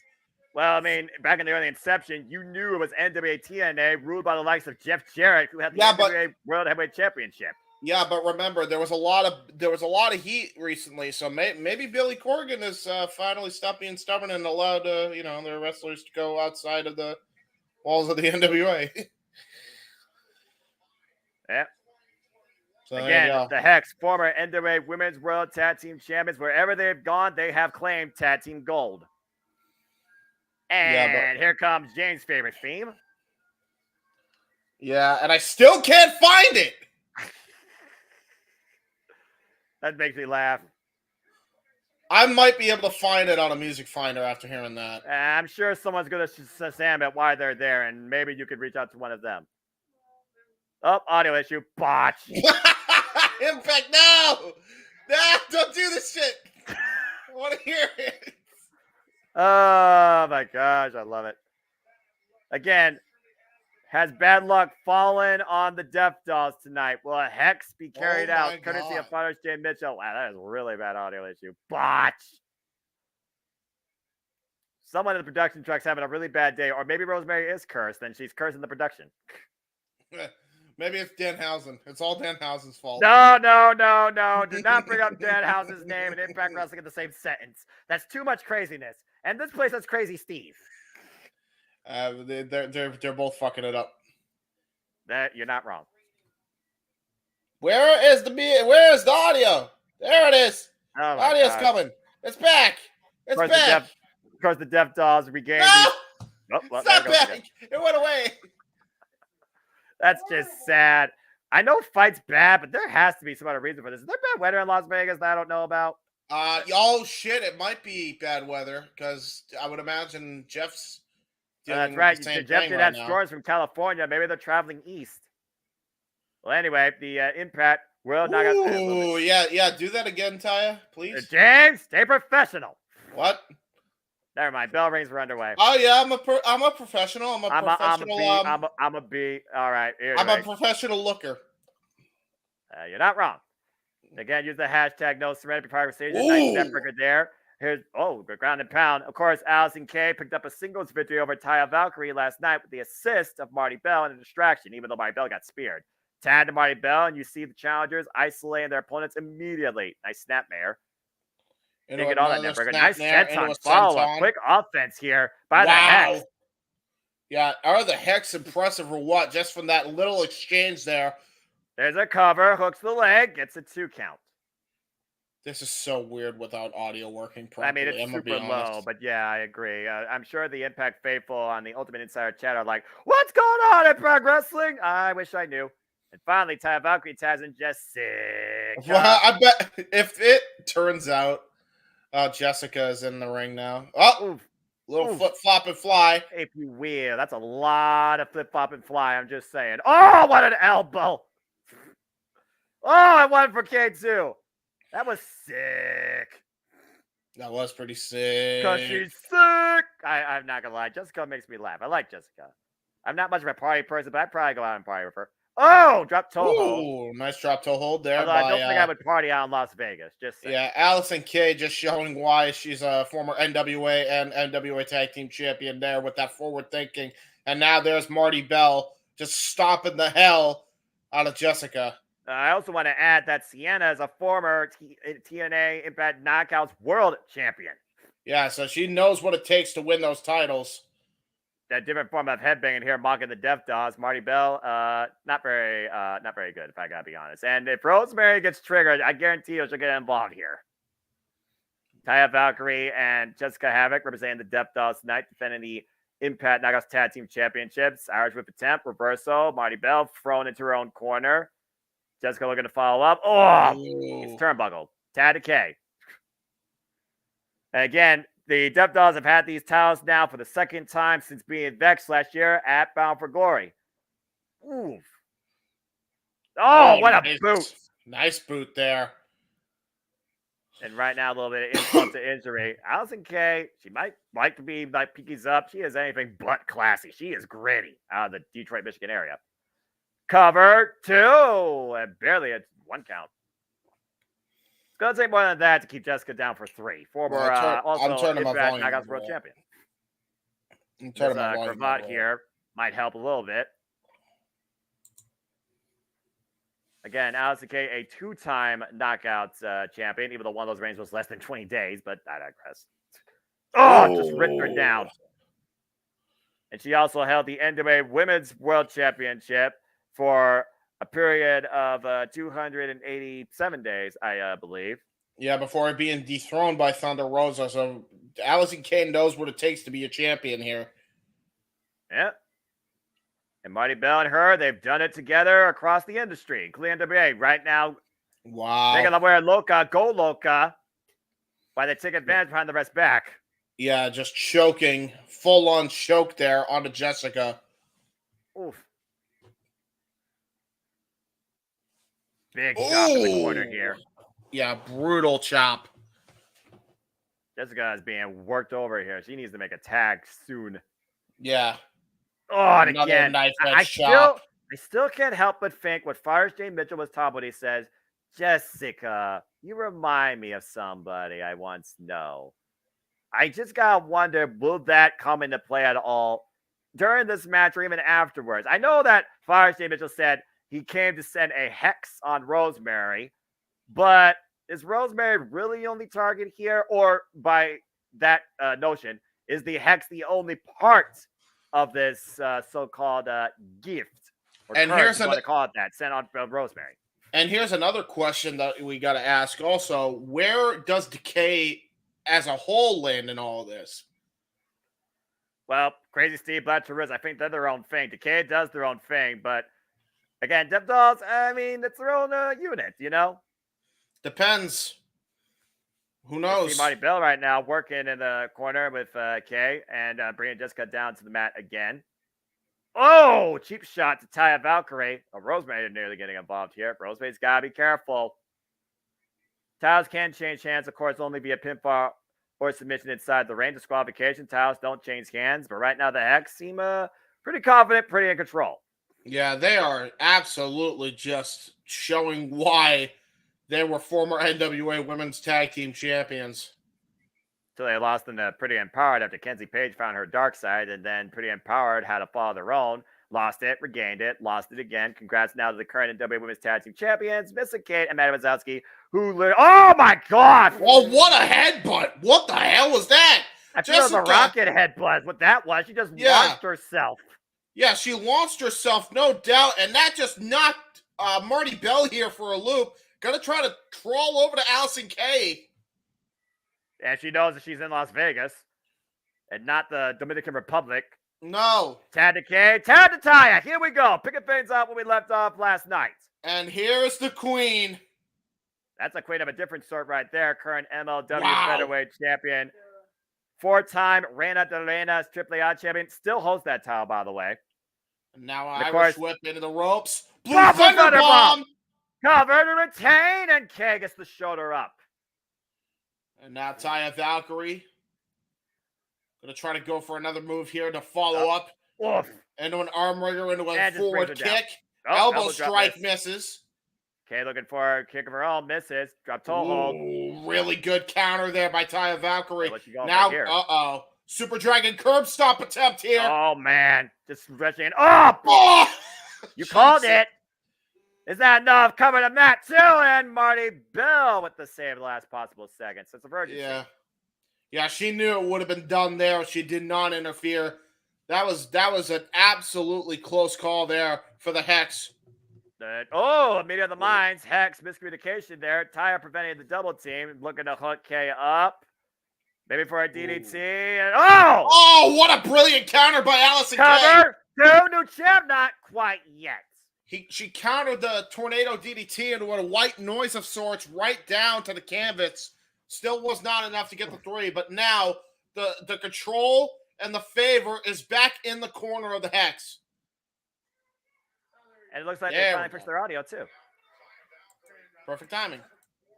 And now they got Taya up in the corner on the top rope. Again, very close to having new Knockouts Tag Team Champions here. If Kay hits this big move, it could be over. Oh, a headbutt. No one wins that. Wow. Look at this. Taya still fighting back. Wait a minute. And a tag. Oh, wait. Yeah, that is a tag, technically. Oh, snap, power bomb. But she's not legal. Is she not legal, or who is legal? Yeah, it's Marty Bell. And Marty Bell looking to follow up, spin her around. Oh, man, clocked her with that forearm. Tag to Jessica, though. Marty Bell, need to realize it. Kick to the midsection and taking her out the leg. Because she's sick. Oh, what a sick kick to the side of the head. Yeah, and that's a big trunk-like leg. Speaking of which. Spear! Yeah, Allison Kay with the pump kick right after the roundhouse by Jessica onto Marty Bell. Spear followed up by Taya Valkyrie. Looking for Valhalla, hits with a heel kick. And what you're looking for here again, Taya Valkyrie is not legal though. Hex marks the spot. Denied! Wow, what a pounce there by Jessica. And now. And now 1031! 1031! Sit out powerbomb! But Kay's not legal. Marty Bell and Jessica are the 2 legal participants. And now going for got her hook. Load it up. There's the kick. Sikishi driver. Cover 2, and the Death Dolls do it again. Thanks for coming, Hex. That was sick.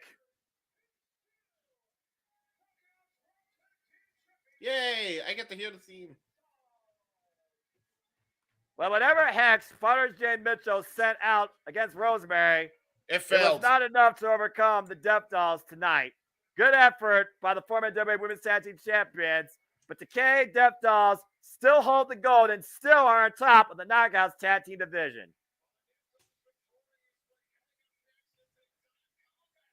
Well, we've had one title defense successfully. Will we see another title defense successfully? Because up next, it's time to see where your motivation lies. .combat match for the Digital Media Championship. You aren't hearing what I'm hearing, but okay. Their audio problems are all over the place because I'm wearing headphones to listen to this thing. Right. They went from having it in mono quality to stereo or somewhat stereo. Now it's on like 70% the left ear and 30% the right. Oh Lord, that's a freaking. They are going crazy. Okay, I blame Forrest and Mitchell for this. Let's see what you are saying here. I like Allison better as Sienna with the pinky finger and all. That's fair. I hope Rosemary used, and she didn't have to use Miss. She didn't have to get physically involved, which is good. As we look back now, the incredible match at Hard to Kill, as Joe Hendry is still our Digital Media champion. Matt Cardona having a contractually obligated rematch one-on-one for the title. Even with the assist of Brian Myers, still fell short, and then ate a spear by Dancing Moose. Moose absolutely humiliated and wouldn't stand for it. He ended up smashing the window of not Joe Hendry's car, but Santina Marella.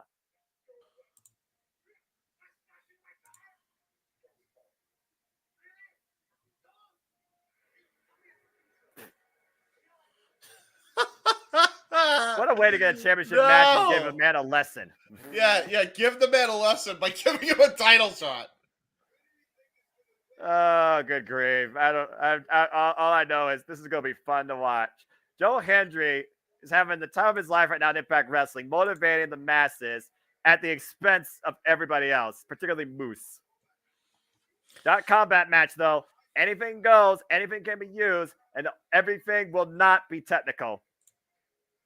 But again, do you believe in Joe Hendry or do you believe in Moose's dancing?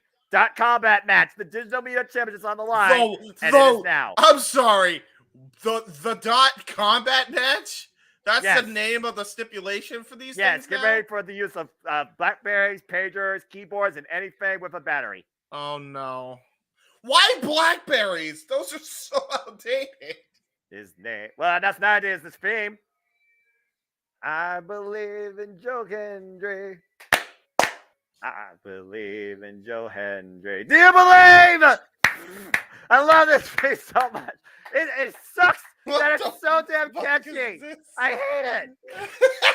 I hate it. I love it. I don't know what to feel about it. It's Joe Hendry. Joe Hendry. It's just super simple, catchy theme, all right? I don't care. You can literally just sing it to yourself. By the way, he's legit playing the guitar, I hope you know. Like, he's actually a musician. This dude is so multi-talented, it's ridiculous. Although, I will say, I hope we get renditions we did at GCW of the local hero. I'd love to hear a Foo Fighters version of this. I believe in Joe Hendry. I'm sure someone's trying. As he goes. I'm sure somebody's trying to cover this as we speak. Again, Joe Hendry looking to motivate everybody at the expense of Moose, and now he's got a mic. Let's hear from the man himself. Yeah, Joe Hendry speaks. We believe.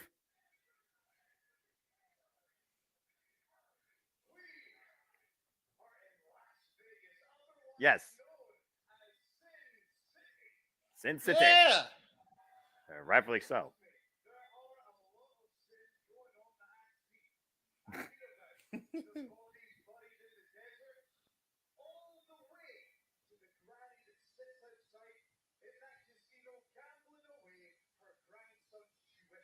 Damn. No. Accurate. No, not the tuition. Accurate. That's what they do. Accurate. I believe. I believe.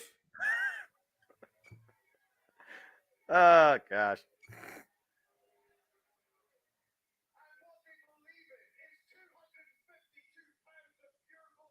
Pure motivation. Answer all the problems. And Joe Henry! I gotta say, this is the better Simon Dean. Uh-oh.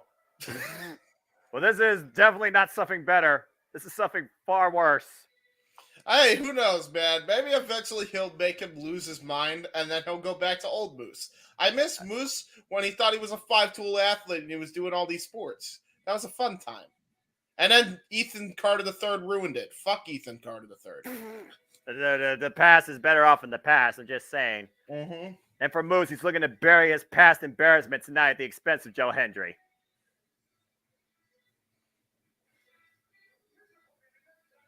The former Impact World Champion, former self-proclaimed TNA Heavyweight Champion, bringing that old title back. Technically speaking, was because it did get recognized after a bit. And also, what's interesting here, it was last time we were here in Las Vegas was Bound for Glory. It was Moose who won the Call Your Shot Gauntlet and cashed in that night after Christian Cage was defeated by Josh Alexander and ascended to becoming the Impact World Champion. Oh! All right, let's wow. go. Yeah, go right into it. Yeah, I'm not surprised. Moose Yeah, is not kind of surprised mad. either. He's a madman. Just jumping the man before the bell rings. Here's the thing, though. What do we do? Because does that mean only electronic weapons can be used, or could Joe Hendry could have defended himself with the championship belt? What are the rules? Let me just put it this way, man. It's a no disqualification match, but expect a lot more technology used as weapons. I see. Well, right now this ain't technology. This is a goddamn robe. Oh yeah, use what you find, I guess, and use what you come with. Some seamstress is really, really upset because that robe is being ruined. How dare you, Moose? You think Moose cares? He's a scumbag. He said this that. This is why we don't believe in Moose and we believe in Joe Hendry. Oh my God, it's a PlayStation. Are you it's sure? An old vintage PlayStation. Is that a Dreamcast? No. Actually, I think that's a Sega Dreamcast. No, is that a Sega Dreamcast? I think so. So we got a Sega Dreamcast. And we got a computer keyboard and a steel chair. Okay, this is just another day at your local EB Games. I mean, yeah. Whoa, the rope! Bro, I couldn't tell. Oh no, keyboard in Joe Hendry's hands. This might not be good. He's fixing the type of his name. Oh, on his back! No! Moose is spelled O-U-C-H. Enter. Yeah. Well, I think. Yeah. I'm gonna have fun with this match. I haven't figured it out by now, James. Yeah. Someone who works in IT. Oh yeah, you do work in IT. I was about to say, I think I would say for Moose to press escape, but I think the escape key flew off after Joe Hendry hit him across the back with it. So now he doesn't have that option. I think Moose had to hit the Eddie key. Oh, and make sure that did happen as it gets sent face first in the turnbuckle post. Now, excuse me. If they use regular weapons, do they count as electronic items? Like, do they just make some shit up as we go along? Do you know by now when it comes to Impact Wrestling and a gimmick match? He hit him on the LED post! There's no LED, thankfully. Don't ruin the immersion. Yeah, fair enough. And now Joe Hendry can fall in.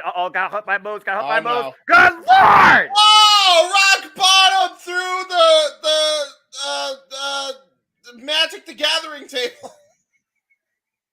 I don't think Joe Hendry's power level was at a high enough point to handle that. That looked like it sucked.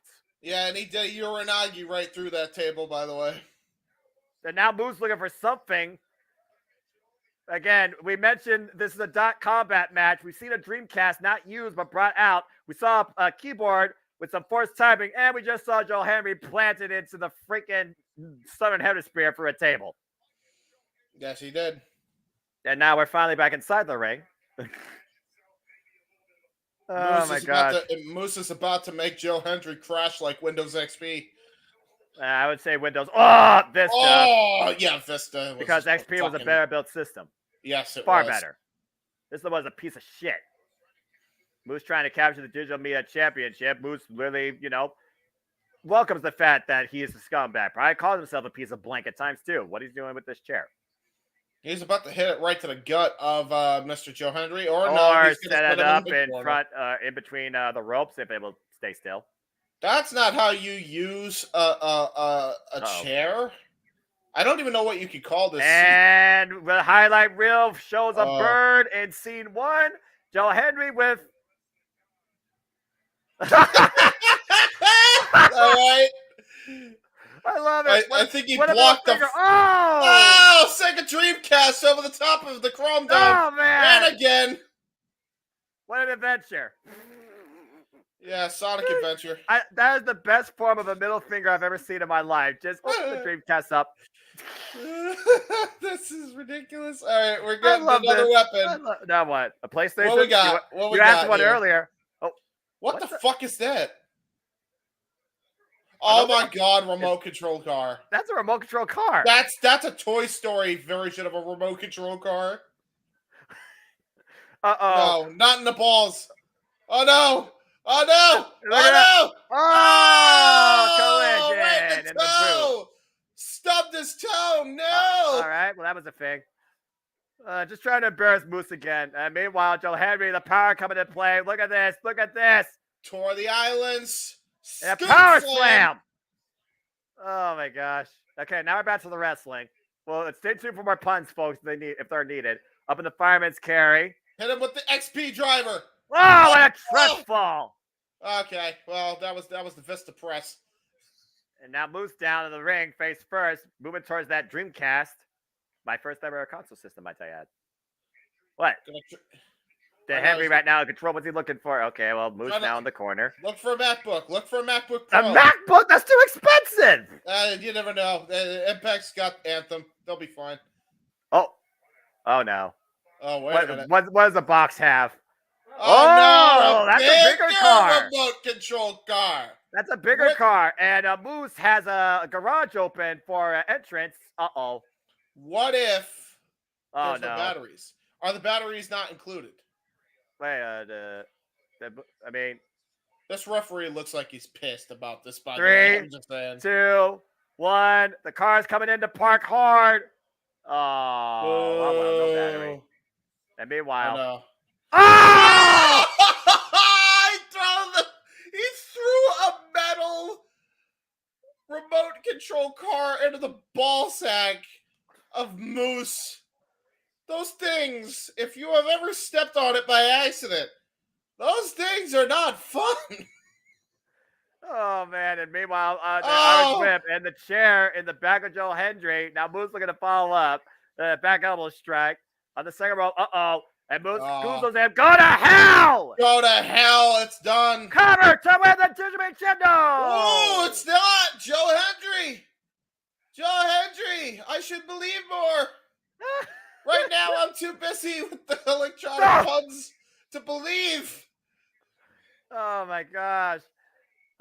Someone forgot to take the keys out of the ignition on that stunt. Oh, my goodness. And the chair again set up in the middle. Oh, my God. The chair, the most normal weapon in this match, by the way. The crowd are chanting "Duck, Duck, Moose." Duck, duck. The fuck. You gotta love Impact Wrestling. What's Moose looking for here as it goes to the outside of the ring? He's looking for.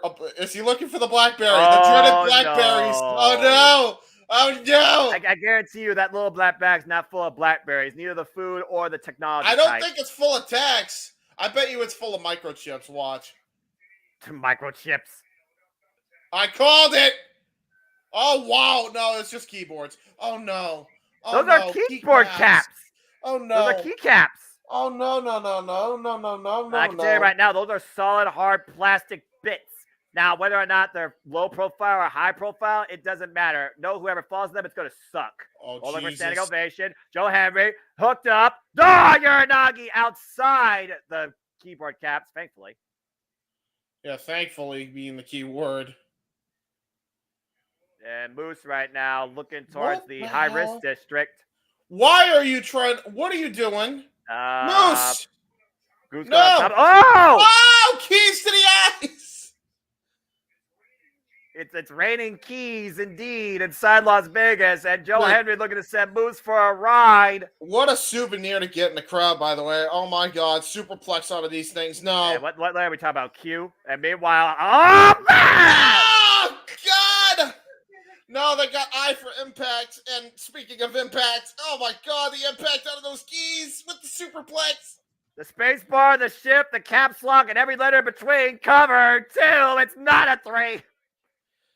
Although there's probably a 3 stuck in the back of Moose or Joe Hendry.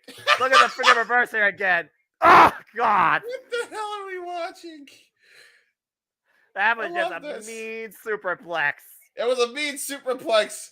I can't get over the fact that they're using key caps. And Joe Henry now looking for something else. Moose grabbing Oh, a no. chair. Another chair. Oh no.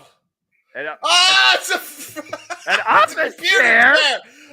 It's a chair battle of epic proportions. A steel That's chair a gaming chair. versus a gaming chair. Who will win? That Oh thing's gotta be no! worth like $200. The wheel fell off. I mean, I guess it's still usable. Okay. What the fuck We is have a going chair on? fight. Whoa, that's Whoa. what I need. Oh, Oh! right to the head of Moose. Oh It's a no! gaming chair. Oh, wait, ref, watch out. Meanwhile, back body drop. Oh, wait. Power Oh, man! bomb! Sky high. 1, 2, number 10. No! Woo-hoo. What a pop-up power bomb on the keys again, courtesy of Joe Hendry. This is. I believe that sucked. It probably did. Get command prompt and enter. This sucks. Help me. Error 404. This command does not compute. Oh That- no! what the Speaking hell? of commands. Oh no! Oh, no. What the hell is this? Is that a PlayStation VR? No! What the hell are you? What the That's a hell are virtual you reality doing? headset. He's going to have Joe Henry look at his dancing in virtual reality. What is he doing? Jeremy Borash had never picked this up from his freaking U-Haul. Joe Henry right now, and Moose is looking on. Oh no! Porn's playing apparently on the VR.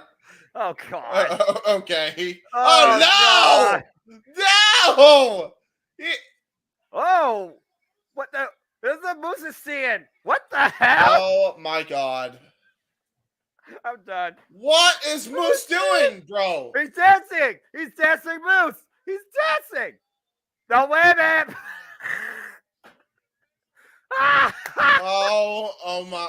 Oh my God! And Moose Oh, is looking oh at my his God. video in virtual reality.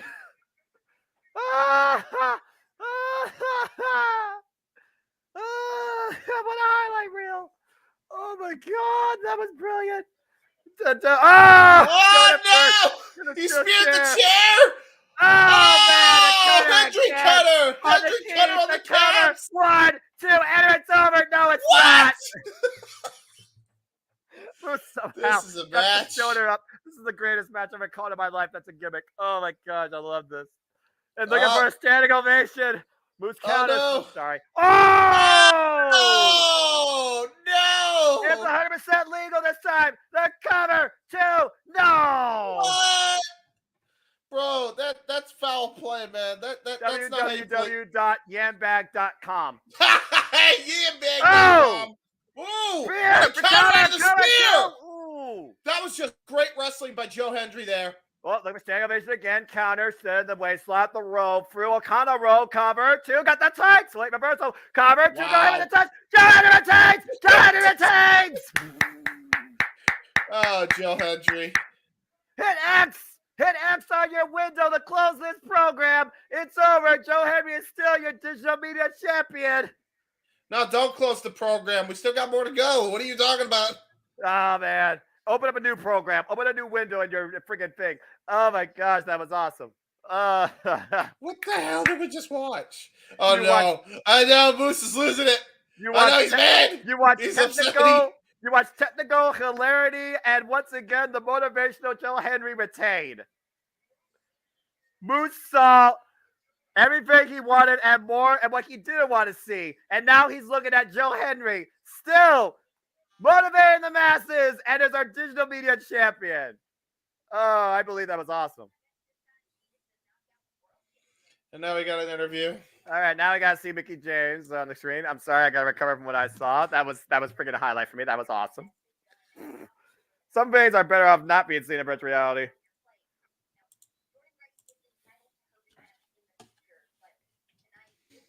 No, Hendry. That was hilarious. And Moose, he was getting down in the nightclub. All right, good grief. Presses X to doubt Moose I can't. to retain. I bet Moose wish he could hit a recovery screen and reset it to an earlier restore to an earlier period. Oh my gosh, that was awesome. Champion.exe. Oh, no, dot. Joe Henry, the virus on Moose's freaking reality. Yeah, no, I'll do for since championships usually come in PNG if you get under. There you go. In the first ever, second ever combat match for the Junior Championship. Dot underscore combat underscore match or Oh man. then semicolon. Oh boy. Well, now we got time to breathe after believing in Joe Hendry. We're gonna see some sieving of the verbal sort now between Tommy Dreamer and Bully Ray, as it is time for the first ever live busted open session on an Impact Wrestling program. Do you want to talk during this? Can they turn off the audio again? But my friend Paul's like, can they turn off the audio again? Well, if nothing else, folks, we'd like to thank you for tuning in so far to this Championship Network live watch along event. Please like, subscribe, comment, hit the thumbs up, tell a friend. We are currently on an intermission as we prepare for Busted Open. You heard me right. Busted Open live at No Surrender with Dave LaGreca, Tommy Dreamer, and Bully Ray, who will have the first say. And we just came off a match that made me so happy to be a guy that loves technology and work in IT. That was so much damn fun. I'm gonna personally be watching my call back during that. That was awesome. Oh my gosh. Why don't you leave? Why don't you leave? No, why don't you leave? You're done. I'm done. I'm not. I'm gonna go done talk here. to him. I'm gonna go talk to Santino. You go talk to him. If Mark Henry shows up here tonight, I'm gonna lose my bleep. Of course, the Beat the Cloud Challenge, it was a minute 58 that Tommy Dreamer beat a good hand, and it was literally less than 30 seconds that Bully Ray knocked Gunther out with a chain. I don't understand the busted open element to this, but we'll find out, I guess. I mean, if you want a public forum to speak your mind in wrestling, Busted Open, and it's Bully Ray and Tommy Dreamer associated, Busted Open's the thing. I mean, yeah, I like busted open. It's good.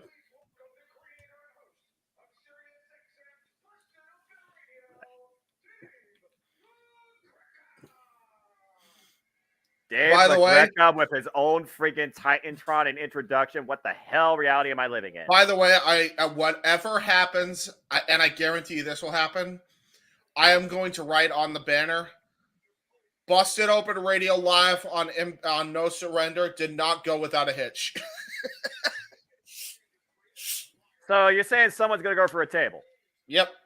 Well, actually, there is no table. There's a podium and What some water. the fuck? Hey! Hey, wait, dude. This is bullshit. We're inside a wrestling ring. It still could happen. It still could happen. No, this is bullshit. There's table.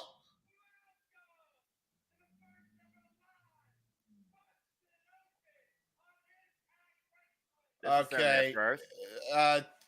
Dave LaGreca, I'm gonna just be real with you, Chief. Don't quit your day job. Holy shit. He's not a good promo at all.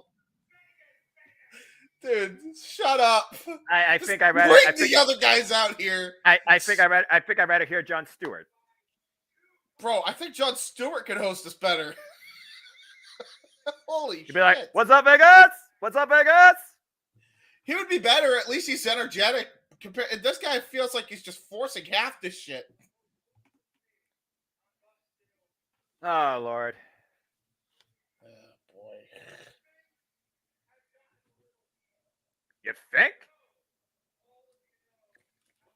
You know, we gotta be serious here, though, James. This guy deals with these two on a daily basis in a podcast forum. And now the friggin' wrestling heat has crossed over in the podcast where McGregor's looking to snuff it out. Hey, I'm just saying, where's Mark Henry in this? Because Mark Henry should be the mediator. Fuck! Why isn't Henry the one doing it? He does the, it's time for the main event. He always does the talks before every Rampage main event. He would have been perfect for this. I fear if he was here, he would say it looks like there's been enough talk. You know what would have happened. Yes! That's what would have made it great. The Walking Encyclopedia. The landlord of the House of Hardcore and the Heart and Soul. Okay, that's Tommy Dreamer. All right, that's pretty good hype. Good hype. Tommy Dreamer, who also wears his heart on his sleeve and polka dots on his leg. Tommy Dreamer has had enough of Bully Ray and all the tomfoolery he has put Impact Wrestling's locker room and himself through for the better part of half a decade. Joins in Samstown, Lars Fredrickson, a vocalist and guitarist of Rancid. The punk rock. Oh, okay, that's pretty cool. That's the same band that does, of course, Ruby Soho's theme. Destination unknown. Yeah, not copyright, James. Not copyright. And stay tuned, folks. Next week, literally, what is it? 7, 8, 9 days from today, we'll be back here on the Jumping Multiverse Media for another live watch along event, and it will be a EW Revolution headlined by James. You and I are calling this shit. 60-man Iron Man match with MJF and Bryan Danielson. Yeah, buddy. Oh, good Lord.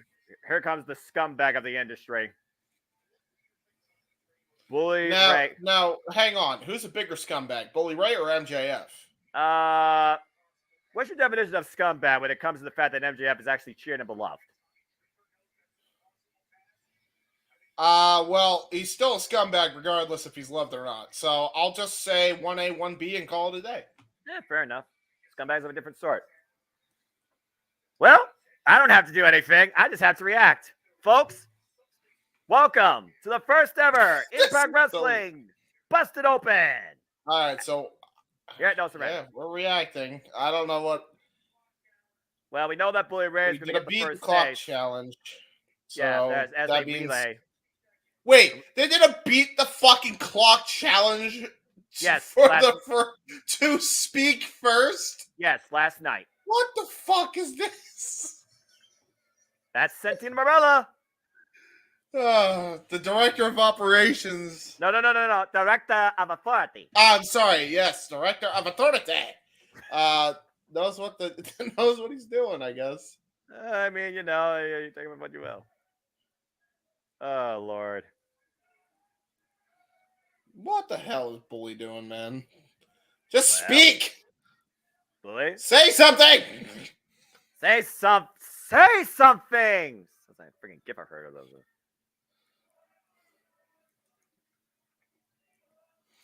By the way, who the fuck got We want Devon. Ouch.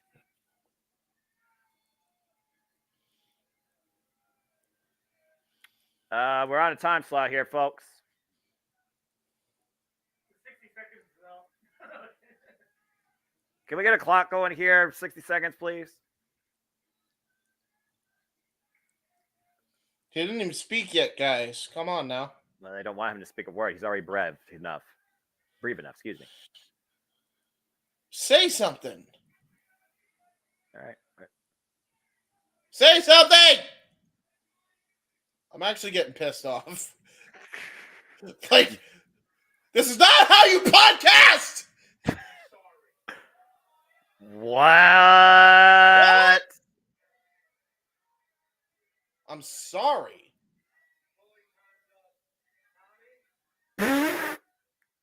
All right. Okay, thank goodness there are those clocks. All right. He used 60 seconds to say I'm sorry. Right.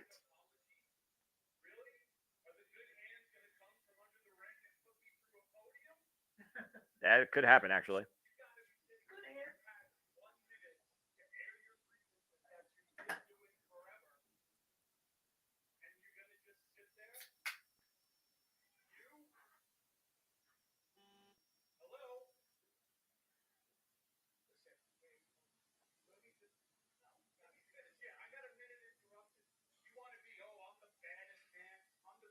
Okay, I've lost track of his time, but yeah.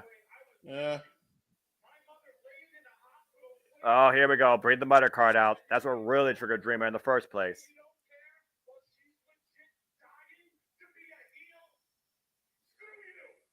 Damn.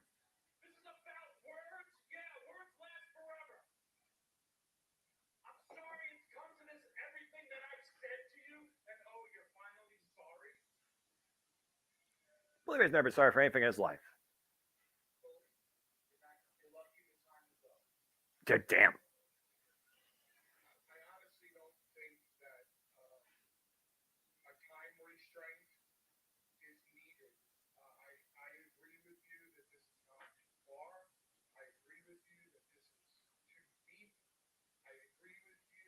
He agrees with everything. Yeah, you have.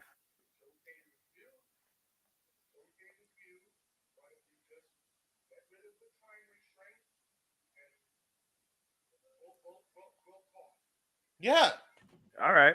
I'm Fine. actually cool with this. Let's turn this podcast into a promo.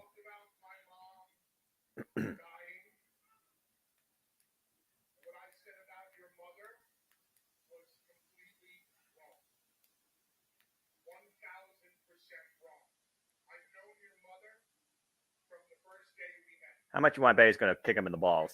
Oh yeah, of course he will. I mean, at this point, I'm just waiting. We're playing the waiting game, folks. This I'm is the sorry first for his time in silence. This is the first time in Jeff Multiverse Media history we're reacting to a podcast in a wrestling ring. This is just weird. Documentary about the NWA. Hell. Whoa. Oh, wait a minute.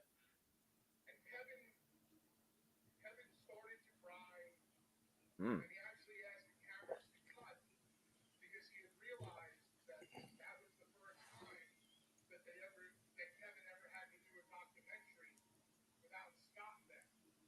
Oh, Oh. that is deep.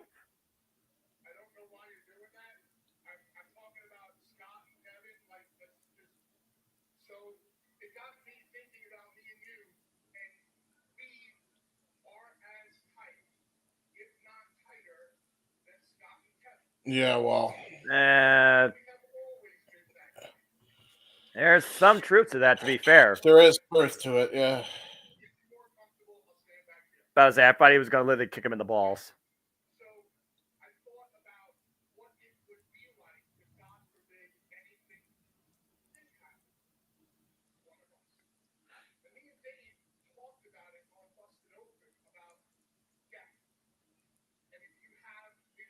Huh. I was just waiting for Debo to make his return and do a 3D. I mean, the Team 3D reunion, I'm busted open. Yeah, probably.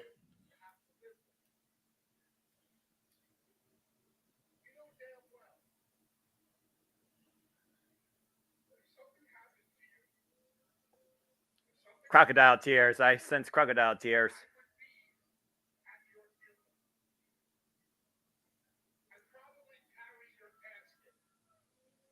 And then drop it.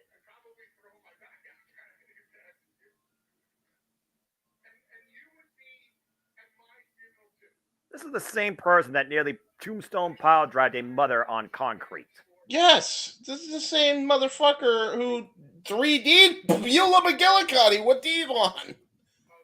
This is the same dude who just tried to annihilate Mickey James. This is some bullshit. It's the same dude that screwed Brooke Hogan more than one way. Mm-hmm. And Brooke Tessmarker. But that was okay because she was nice. And it seemed like they did mend things when EC3 tried to bring her in for blackmail and failed.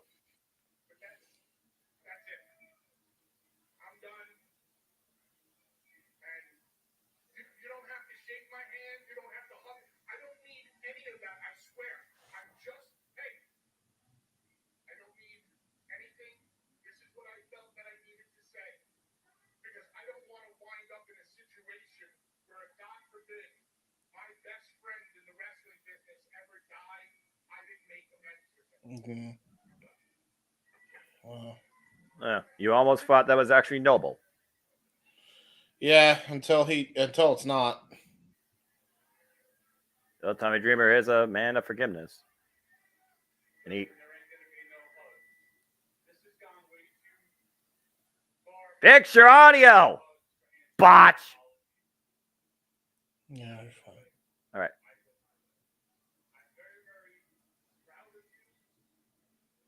Don't have the microphone too close to the other microphone. It's causing feedback, clearly.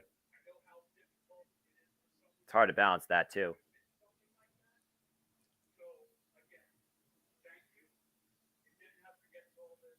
It really didn't. We got 4 matches left. 2 of them are title matches. Let's keep the show rolling.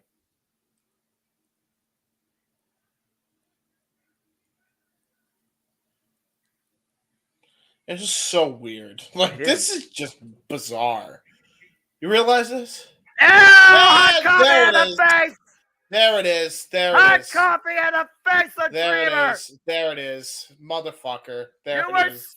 saw it, then you were blinded!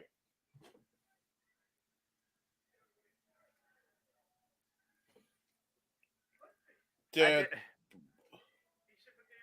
And fucking Dave LaGreca got fucking friendly fire, by the way. Well, LaGreca, this is not your world.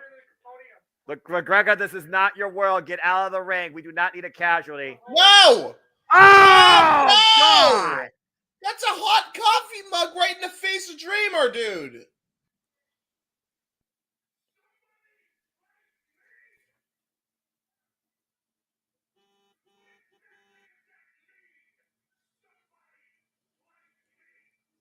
There is nobody like Bully Ray. Somebody like me.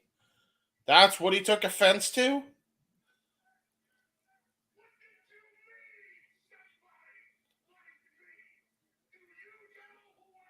There's the classic phrase. Ooh. Do you know who I am? This is uncomfortable, dude. And Dave LaGreca's down on the ring, too. Yeah, Dave LaGreca got a chair jammed in his gut.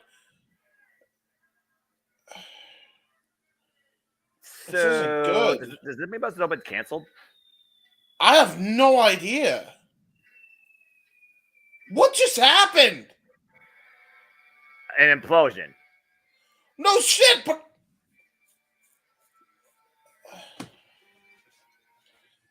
Well, I expected it, and I'm like, wait a minute. No, leave Dave alone, man. He's a defenseless old dude. He's not a trained pro. all I know is Busted Open viewers, you might want to watch out for your next episode because chances are Bully Ray or Tommy Dreamer may not be on there, and it may not be a one-off. It might be Mark Henry going forward. Just Mark Henry. After what we just witnessed and heard from both these men, we saw that.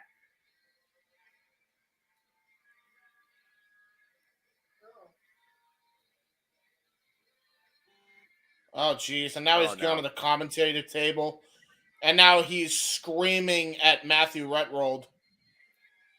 Matthew Raywatt, Tom Hannigan, Dave LaGreca, none of them deserve that. And more importantly, Tommy Dreamer didn't deserve that. And now he's just jaw-jacking with Dave Penzer now. Yeah, this is just very uncomfortable, man.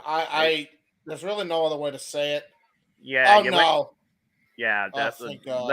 Let's move on, shall we? Wait, what? Okay, well, as we move on from that uncomfortableness, what will be a wonderful thing that comes together is when the multiverse once again unites and only the strong will prevail. Because, folks, coming up, WrestleMania week in California, that Thursday night. Stay tuned for our play-by-play coverage on the Championship Network Multiverse Media for the Multiverse Unite on this Strong Survive event, Thursday, March 30th. As we go backstage to Gia Miller and with Rich Swann. Trying to move on from there. Jesus, what a car wreck.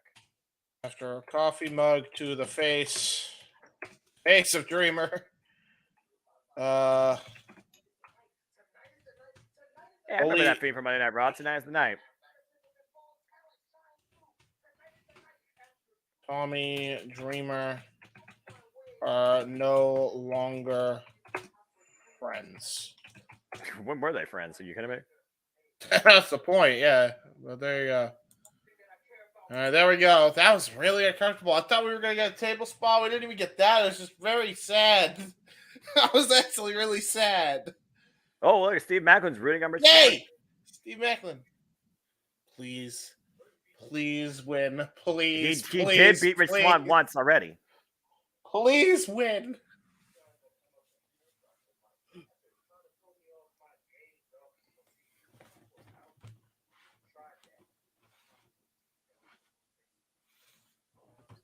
Both these men need to stay composed. They got matches ahead. Nothing They do. is done yet. One's got a shot for the Impact World title if he wins, and the other one has the shot tonight. And Rich Swann only has to beat one man. Macklin has to beat 3.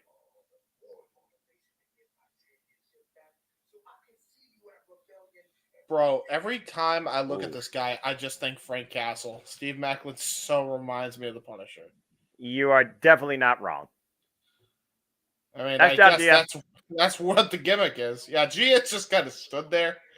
Well, I mean, again, it's not about the interviewer. They just kind of push both the wrestlers forward. But speaking of pushing things forward, time to see if Steve Macklin can tag him back. 3 targets. Time for our fatal 4-way number contenders match as we finally get back to professional wrestling and hopefully stay comfortable from here. Although no one's going to be comfortable dealing with this man. Mayhem for all. Tag him and bag him. Here comes your future Impact World Champion. I didn't say win, but I feel it has to be a must. Steve Macklin. Let's go, Steve! I want to see. Please tonight, let Steve win and Alexander retain. I want this match so bad. As Steve Macklin, of course, qualified for this fatal 4-way, beating Rhino with his own move, the wake-up call. But as Macklin alluded to earlier, he also did beat Rich Swann in the Falls Count Anywhere in Atlanta match last month at Hard to Kill. He also has pinfall win over Brian Myers and also a win over PCO. So momentum favors Macklin on all fronts. But is he the most professional? And will that be what it takes to overcome Mayhem as Brian Myers makes his way to the ring? I'm going to just put this out there now. The answer to that, no. Myers ain't winning. I mean, Brian Myers, of course, previously challenged for the Impact World Championship under the Christian Cage reign and fell short, but he is also a former Digital Media champion. And when it comes to Brian Myers, he is an opportunist. After all, he was one of Edge heads, so he did learn from the absolute best.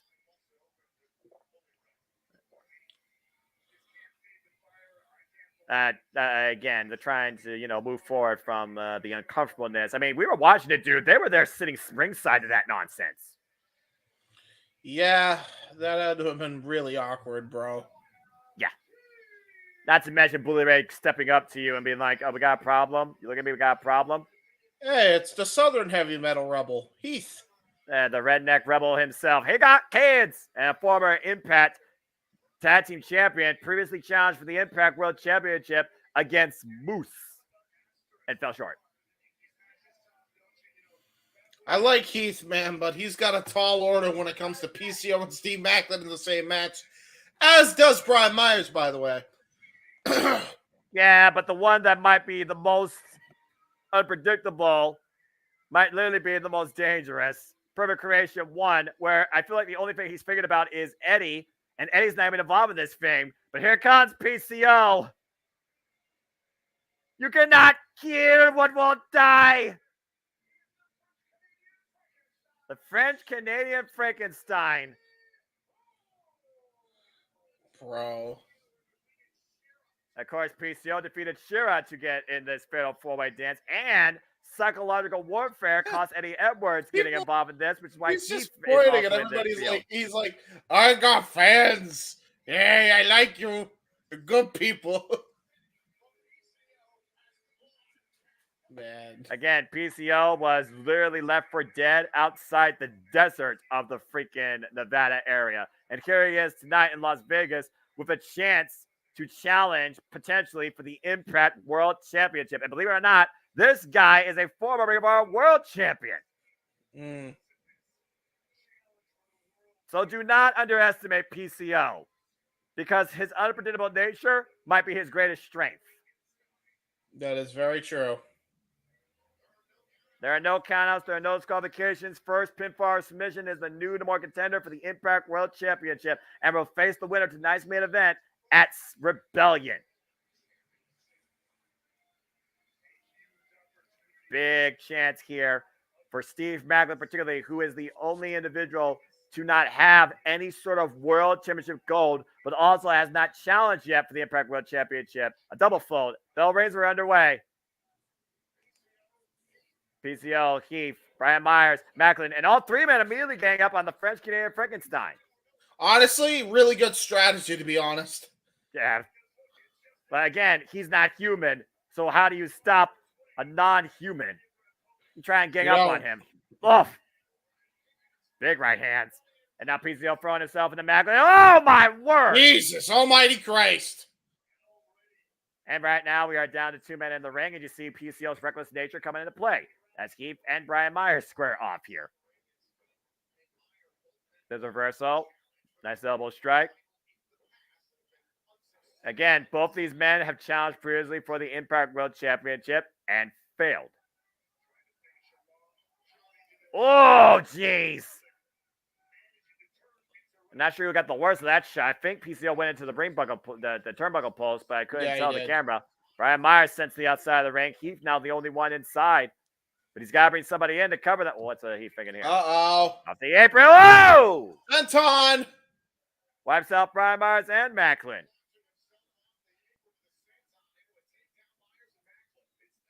Of course, after Heath and Rhino fulfilled the Cinderella story, became the Impact Tag Team Champions, they've kind of gone their own separate ways since, but are still friends. Oh, wait a minute. Brian Myers preventing Heath from doing the wake-up call to Macklin, and you see a little John. Whoa! Whoa! Nice Lope suicida there by Steve Macklin. The Scud freaking missile strike hits both men and drops them on the entranceway. Where the hell is PCO, though? Oh, no. Oh, no. No. Oh, my! Wow! Moonsault from PCO. Holy shit. And watch the entire field on the outside. Still got it, does PCO. Take a look at the replay here. Wow. Caution to the wind. Yeah, caution to the wind is right. Look at this Frankenstein. Holy hell. Literally a living embodiment of Frankenstein. Remember, no disqualifications.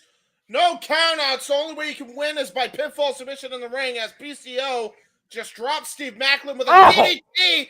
Follows up with an atomic leg drop, Hulk Hogan style. But again, you can't get the win on the outside of the ring. You have to pin someone inside. And to PCO's credit, he also has a pinfall victory over Josh Alexander back in 2018 as Brian Myers goes face first to the steel ring steps. Oh, did he ever go face first into the steel ring steps? The last time Josh Alexander and PCO were in the same ring was back at the Multiverse last year in tag team action on opposite sides. And now, what the hell? And what the hell is he looking for here? Oh no! Body drop! Oh my god! On the floor. Eesh. Yeah, and he took a rude awakening like bump. Oh my god. Yeah, you wonder how much he actually felt of that. He may be undead in his mind, but he's still half human, and that had to hurt PCO. Would you say he's more human than Darby Allin? And now look at. I don't know. Oh, wait a minute. What is Brian Myers Macklin the double team here? Oh! Ow! Right onto the ramp! Double back suplex by Myers and Macklin. Well, in multi-person affairs, you sometimes see strange alliances, and you saw what it just did. It paid dividends.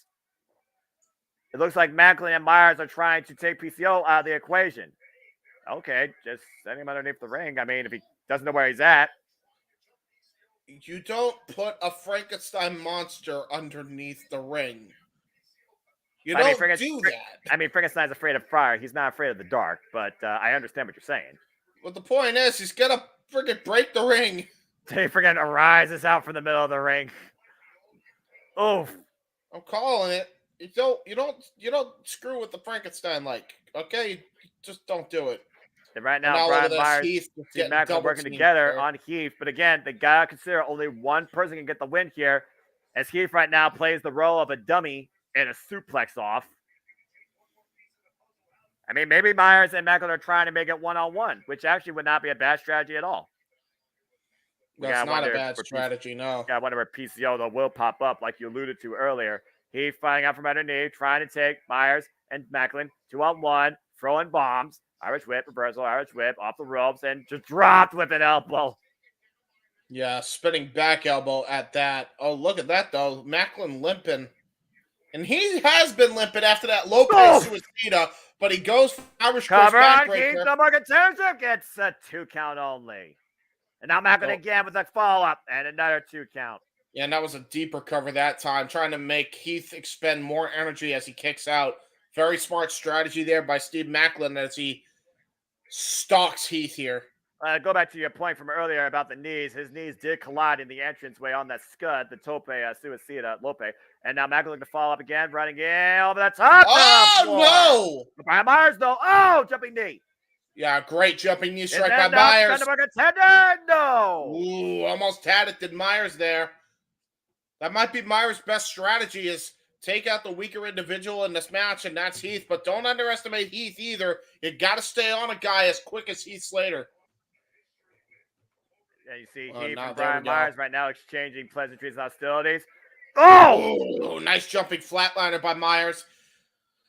Didn't matter how many haymakers that Heath Slater was going to throw at him. Myers is just too quick and too agile to be able to be caught with any more of those. And meanwhile, PCO rises out from underneath the ring on the other side. Well, he's not human. Damn it. That freaking Brian Myers getting the hell out of Dodge. Don't blame him. And now Macklin coming into the fray. Yeah, this ain't great. That most professional might be the most intelligent. PCO looking to follow up again. Oh my God! PCO with the freaking, it gets tossed out of the ring onto Brian Myers into a senton of sorts. And once again, down to one-on-one to keep the clothesline. Takes down Macklin. The pop-up. Oh! Under the flapjack. That Macklin a bit disoriented there. Keep looking to follow up again. Nice scoop power slam. Cover to become the contender. And Keith nearly gets it, but gets a 2 only. Hello, Gabriel. Only a 2, though. Keith might be looking for that wake-up call. Looking to put Macklin down for the 3. Got it! But Macklin's in the ropes. He can't pin him. Yeah, good point. Oh, wait. No. PCO! No! Oh, my God! Right onto the face of Macklin with the swanton bomb on the apron! The animator! And meanwhile, Brian Myers following up. Cover. Schoolboy. 1, 2 to steal it. Almost got it. And now look at that, Heath Slater. Myers. And Brian Myers picking up speed once again. Spear! What a brutal spear. Cover. Holy 1, shit. 2. No! That was a great kick up there by Slater. That was just pure heart. Talk about the ultimate opportunity there for Brian Myers. He nearly got the win. And now he's looking to, well, I did say he was trained by the ultimate opportunist, right? PCO back in and falls up the clothesline in the corner. PCO might be trying to hide the pain, though. I do want to point out that after he did that swanton, he may have hurt his arm. Scorpion death drop there by PCO. That's more of a reverse DDT, but I do understand what you're saying. But again, adrenaline makes a man do crazy things, but also being buried alive, I feel it adds to that. And PCO off the top rope. PCO salt! Wow. The cover! The 1, the 2, and no! With a shovel, Eddie Edwards!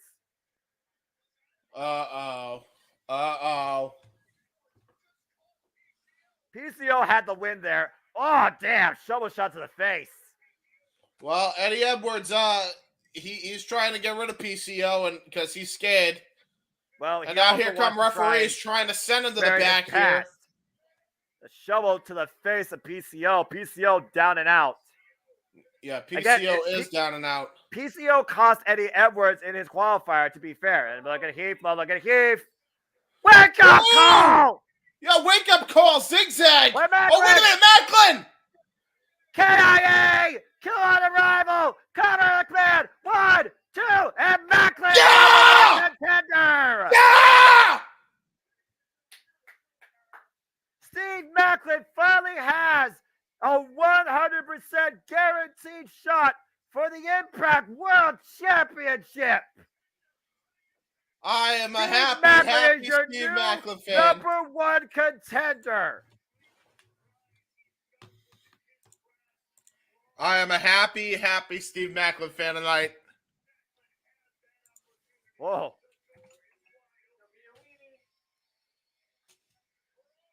For over a year and plus, Macklin has waited, worked, and waged wars to finally get to this point. He's only one target away from tagging and bagging to finally becoming the Impact World Champion. Watch out, Rich Swann or Josh Alexander. Your next target is Steve Macklin. And PCO, I feel like just realized what just happened. Coming back to consciousness, looks like. Good to know, but still. Right, that was the show. That was right to the head, dude. He clocked him right in the head. Yeah, he did. Eddie Edwards costing PCO maybe the chance at challenging for the title. PCO had on the PCO side, I think. Wait, what? Oh, wait a minute. Hey, hang on a second. Here come the X Division champion after winning the Monsters Ball last night. Where is Trey Miguel doing here? I mean, Toledo represent my hometown, but he wasn't scheduled for tonight. He was not scheduled for tonight. All right. I said cut it, says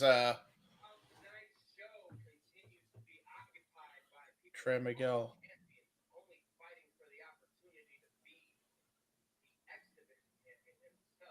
Mm-hmm. Yeah, about to say. Oh, wow. Prime against the X Division.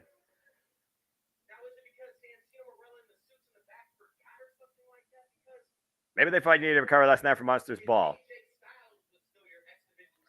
Oh. Damn. Oh, wow. He's going deep. Damn. Big Wow. name call there. He's not wrong, though. He really isn't wrong. He's not.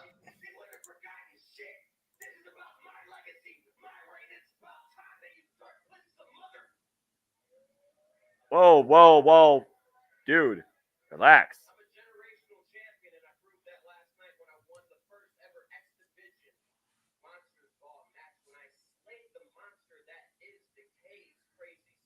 That is true.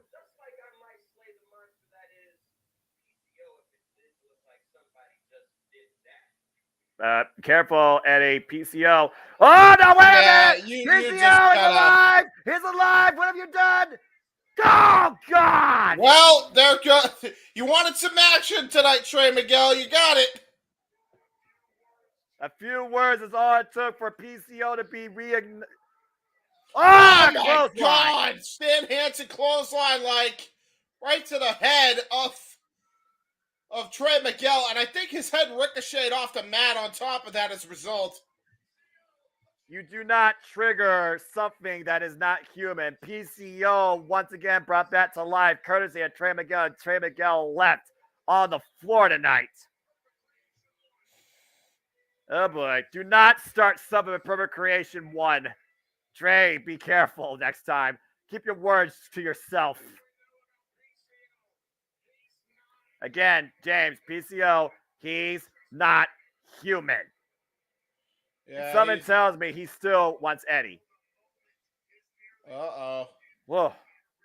Here's Rich Swann.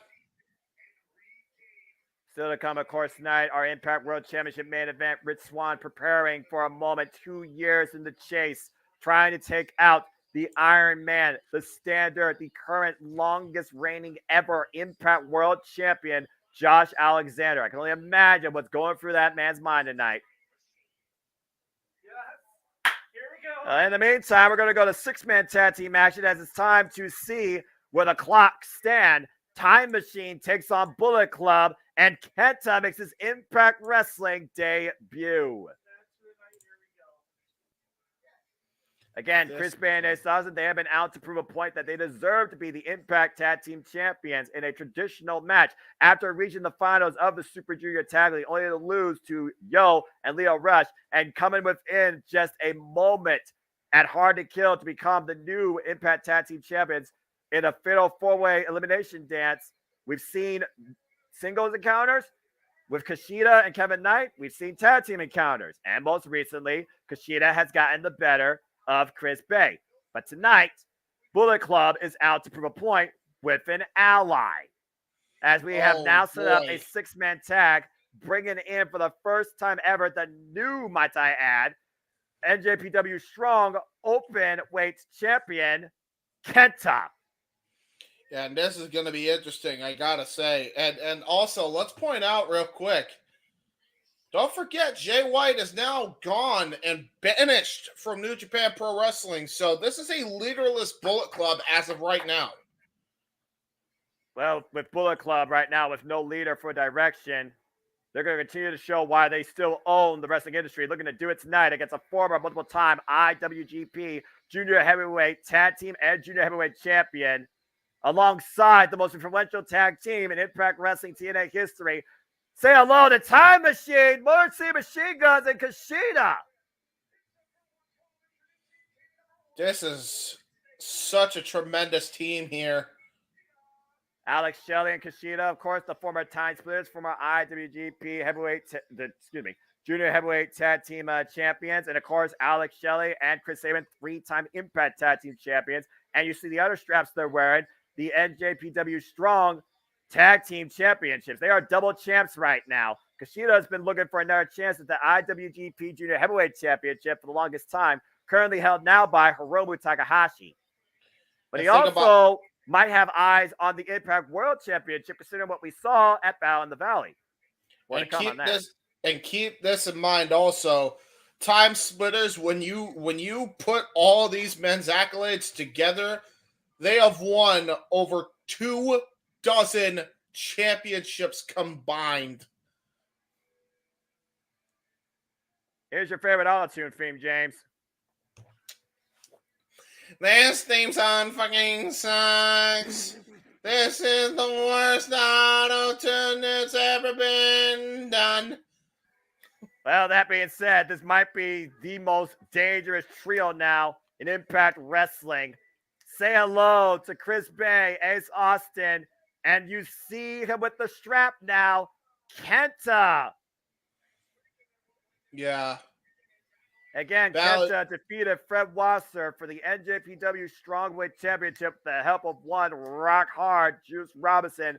Bullet Club never travels alone, as the Go to Sleep Club has invaded the Impact Zone. And that's the thing, too. Keep that in mind also. New Japan has invaded just about every company in the world today still. And right now we got active members in 3 different wrestling promotions. These two in Impact Wrestling and Chris Bay and Ace Austin. You got Juice Robinson traveling between NJPW and All Elite Wrestling. And now you got the New Japan Strong Champion for New Japan Pro Wrestling of America. And he is also a former Never Openweight champion. On the same week that we see the end of a legend's career in Keiji Muto retire in Pro Wrestling Noah, we are looking at one of the most prolific wrestlers in Pro Wrestling Noah history. Kenta has held the GHC Heavyweight, the GSC Junior Heavyweight Championship 3 times, and the GSC Junior Heavyweight Tag Team Championship 3 times as well. He also is a former holder of the briefcase to challenge for the IWGP United States Championship and has challenged for that title. Trained under Kenta Kobashi and literally given a name in the likeness of him. Kenta is out tonight to prove why Bullet Club owns the world once again in professional wrestling. And here's the thing about this too. Like, when you combine their accolades together, Ace Austin, Chris Bay, and Kenta, this is not a bad trio. And they have a bit of gold in their own right. But it's really going to come down to the youth and experience of this Bullet Club team versus the experience and the veteran instincts of the Time Machine. Yeah, Kushida coming in here definitely with the most experience, 6-time IWGP Junior Heavyweight Champion. two-time IWGP Junior Heavyweight Tag Team Champion, with alongside the Motor City Machine Guns, three-time Impact Tag Team Champions, while Chris Bay and Ace Austin both have held the X Division Championship among themselves a total of 4 times. Ace Austin, 3 of those. Kenta's done everything else possible, though, outside the Impact Zone, particularly out of Pro Wrestling Noah, and has been a mainstay name in New Japan Pro Wrestling. Of course, the last time Kushida and Kenta met was 6-man tag team action back in fall 2022 during the Burning Spirit Tour, before Kushida unfortunately had to take some time off due to foot-tongue mouth disease, and has been back ever since. If it wasn't for that, Kushida at this point could very well be your IWGP Junior Heavyweight Champion. Bell Reigns are underway. This is going to be a hell of a 6-man dance. And look at this. We're starting off hard hitting already. Strong style personified. We got Kenta and Kushida in the ring right now. And both men. GTS versus the hoverboard lock as Kenta goes into the ropes. And shout out to our all elite brother King. Check him out on the Don DeMarco Show on Nifty Productions, folks. King, too sweet. And right now, look at that. Gonna try to go for a grapple hold here as Kushida. Standing switch. Kenta right able now. to do a reverse switch. A nice reverse switch of Kenta. Ooh, and look right at now, this. Just trying to see one man try to ground the other. You see Almost Kenta, like though, sporting that kinesio tape on the left shoulder, though. Yeah, and we know that Kenta has had a history of shoulder problems throughout his entire career, starting back in WWE. Yep. It's called many Kenta matches in NXT. And right now, we'll see if Kushida goes for that arm. Literally might be a target for the hoverboard lock. Oh, wait a minute. Oh! Ooh. And there's the striking game of Kenta. Never take your eyes off of Kenta. Yeah, for a crafty veteran and also best-selling artist. Ooh, went for the punt kick. Misses. Yeah, trying to go for a spinning soulbot. Both men trying to exchange. Whoa, look at that takeover! Hoverboard! Immediately, Kenta, sense of urgency, was able to reverse the hold. Well, head takeover. Head scissors. Stalemate. Oh, nope. Still going back to the head short takeover. Senses again. And once again, fights out of it. Stalemate. Great chain wrestling there by both men. And again, Kenta in the corner right now, though. Kushida and Kenta building some distance. Now look at this. Looks like we're going to reset things here. And there's Kenta. Let's see what we do. Going to tag in the Art of Finesse, it looks like. Wait. And tag to Chris Bay, as you alluded to. Chris Bay and Kushida picking things up from yesterday. So or excuse me, a week ago. It looks like we're going to have Chris Bay and Kushida go one-on-one. And now look at this. Happy Friday, folks. We got Kushida kind of thinking strategy with Alex Shelley here. His time. The thing is, he already has a pinfall victory in a singles match over Chris Bay. So Chris Bay is out to clearly prove a point. Oof. Nice shot right to the side of the head of Kushida. Oh, there's a tag out. Shelley, though. Time splitters in action. Oh, drop toe hold into the drop kick. And there is... Oh, what a penalty kick right to the shoulder blade. That was just vicious by Kushida. After Alex Shelley just held him in place, the Triple Crown champion in the ring now between these three men in the time machine. Alex Shelley now in firm control of Chris Bay. Kushida trained by the likes of Scott D'Amore, Hiroshi Tanahashi, and even Tajiri. And right now, the Motor City Machine Guns, once again, proving why they are the most influential tag team in Impact Wrestling history. After an incredible match yesterday against Jonathan Gresham and Speedball Mike Bailey. You see Alex Shelley working the arm. Whoop. Ooh, wow. Chris Bay fighting out of it. Drops the kick. Up and over. Lands on his feet. And Alex Shelley follows in. Chris Bay finesses in between the ropes. And there's a shoulder block. And now Chris Bay, springboard out of it. Oh, wait a minute. Nice fake out. Nice fake out into a leg sweep. Into a double stomp onto Alex Shelley. That is why he is known as the Art of Finesse. It's a cover, two. Barely a 2 count. And we all know the history of back issues Alex Shelley's had. Tag to Ace Austin. Tag to Ace Austin. We know how great Swerve Strickland is, and that was basically very Swerve-like that Chris Bay just did. And now Ace Austin looking to take advantage here and it was arm lock after a double knee stomping. Uh-oh. You know arm what he here. has up his sleeve. Oh, You know no. what he has up his sleeve. No. Ah! No! Oh, no! Oh, he gave Alex Shelley a paper cut between the fingies. Oh, the phalanges, no. Oh, man, Oh, that God. just sucks so much as the sweat seeps into that scar. Stinging and searing pain. I don't care who you are. Paper cuts suck. Especially Now a a forced one. suplex, Nice yes. suplex cover. Barely a 1 count. Great Alex snap Shelley right now feels a suplex. little insulted with that. Yeah, as he should. He just got a paper cut. I mean, how many times have you gotten a paper cut, James? Yeah, not by an opponent. Then Oh, wait Saban a minute, now look at in. this. Saban and Alex Shelley. Tag team cohesion. Whoa! Ooh, nice double drop kick by the Guns. And now And here Chris comes Sabin what- in. Here comes one of them. A cover. Ooh, good one. One of the most influential X Division champions in this company's history. Chris Sabin is a cover again. Quick covers. Ace keeps kicking out, though. Trying to exhaust the number one's energy. And don't forget also former TNA Impact champion as well. TNA World Champion. He beat Bully Ray for that title. You're absolutely right. Off the ropes. Oh, wait. He wants to roll through. Drop toe hold. Oh, my God. That's just brilliant forward thinking by Ace Austin. Great counter wrestling into the leg sweep. Right into the kick to the upper back. Oh, wait a minute. Drop down Alex Shelley. And though, got caught. And now Chris Ooh. Sabin taking advantage, taking the opposite side off. Now Kushida with the Oh, front my chancery. God. And Alex And- Shelley with the Boston Oh, Crab. no. Double No, submission. no, no. Sabin picking up speed. Drop kick to the face. Jesus. You know, The not for officials don't nothing. say. So they were able to do this, no problem. Wait, Kazner, no, roll through.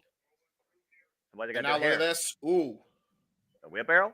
Oh! Oh, Jesus. Great trios of offense here by Time Machine here. Well, again, we're talking about time splitters, Motor City Machine Guns combined as one. It's the fusion that Dragon Ball Z wished they did the first time. Oh, wow.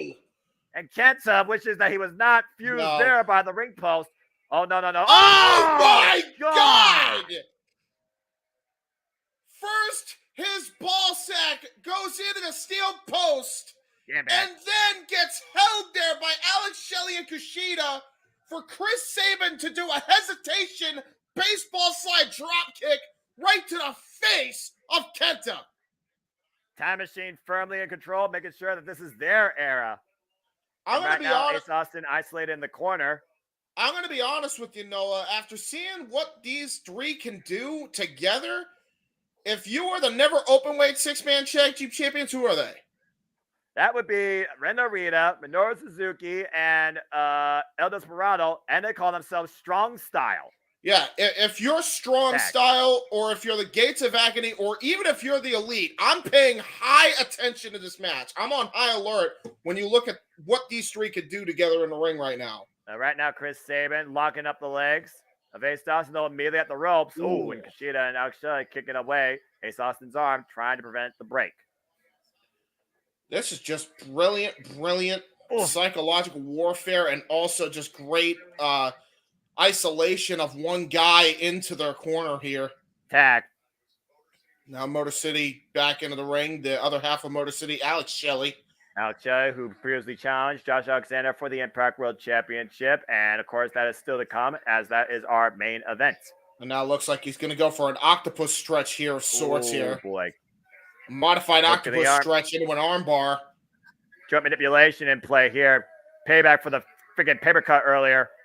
Oh my God. God. There it is. Phalanges are getting hurt now. Look at the way Ace Austin is bending. Your bodies are not meant to bend like that. No, it was not meant to bend like that. The pressure on the fingers and the right arm vertically shot up.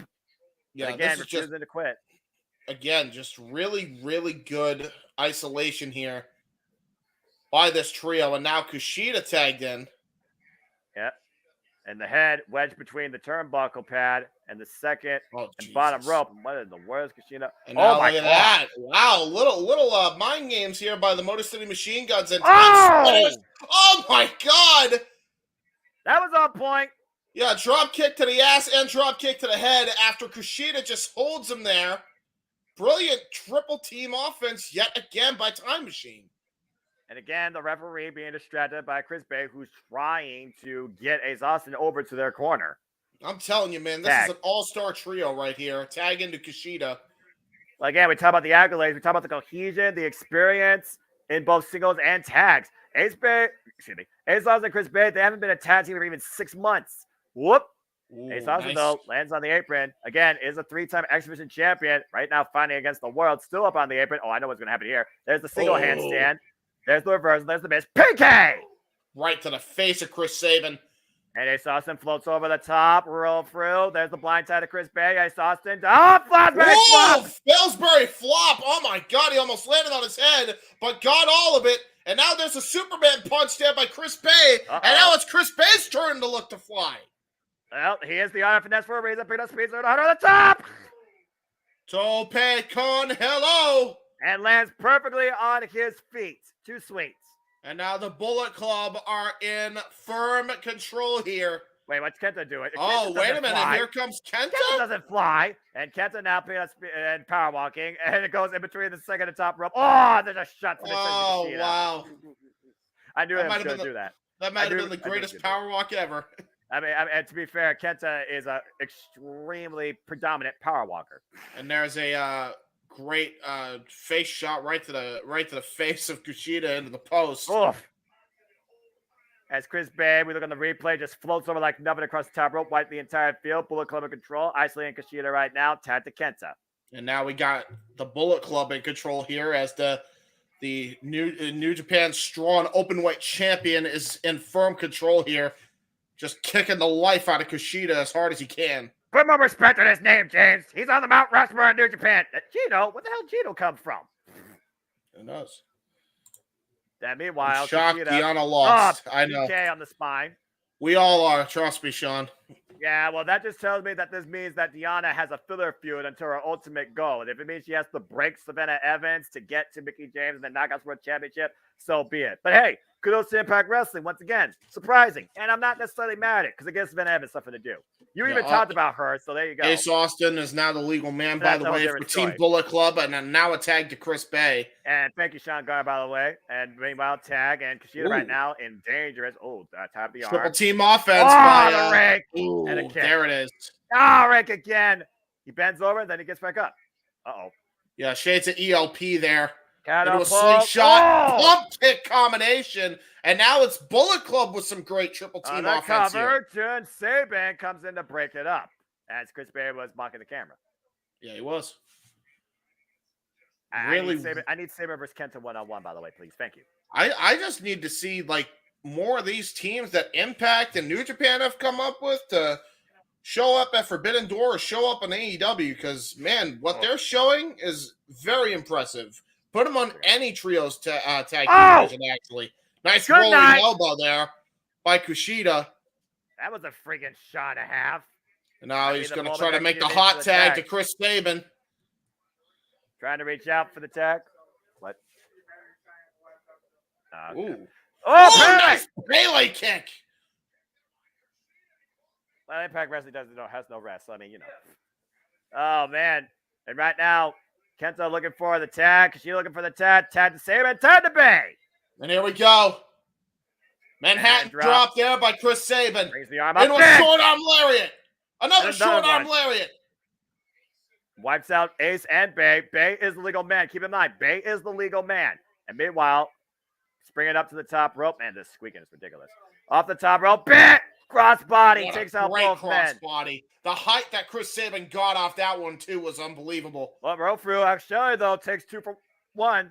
Yeah, double lariat there by Alex Shelley. And now he sends Kenta to the outside. And now it looks like Alex Shelley and Kushida looking to do a double springboard here. I think there's something more than that coming, James. That's Chris Sabin picking up speed. Everyone goes to the upper. Oh, my God. Boy, did he get clearance. He might have got more clearance than he bargained for. A high knee strike from the apron by Kushida onto Chris Bay. And now, Time Machine once again in firm control of the Bullet Club. And Bullet Club wiped up on the outside. 2 legal men again. Ark, Chris Bay, and Chris Sabin. Chris and Chris.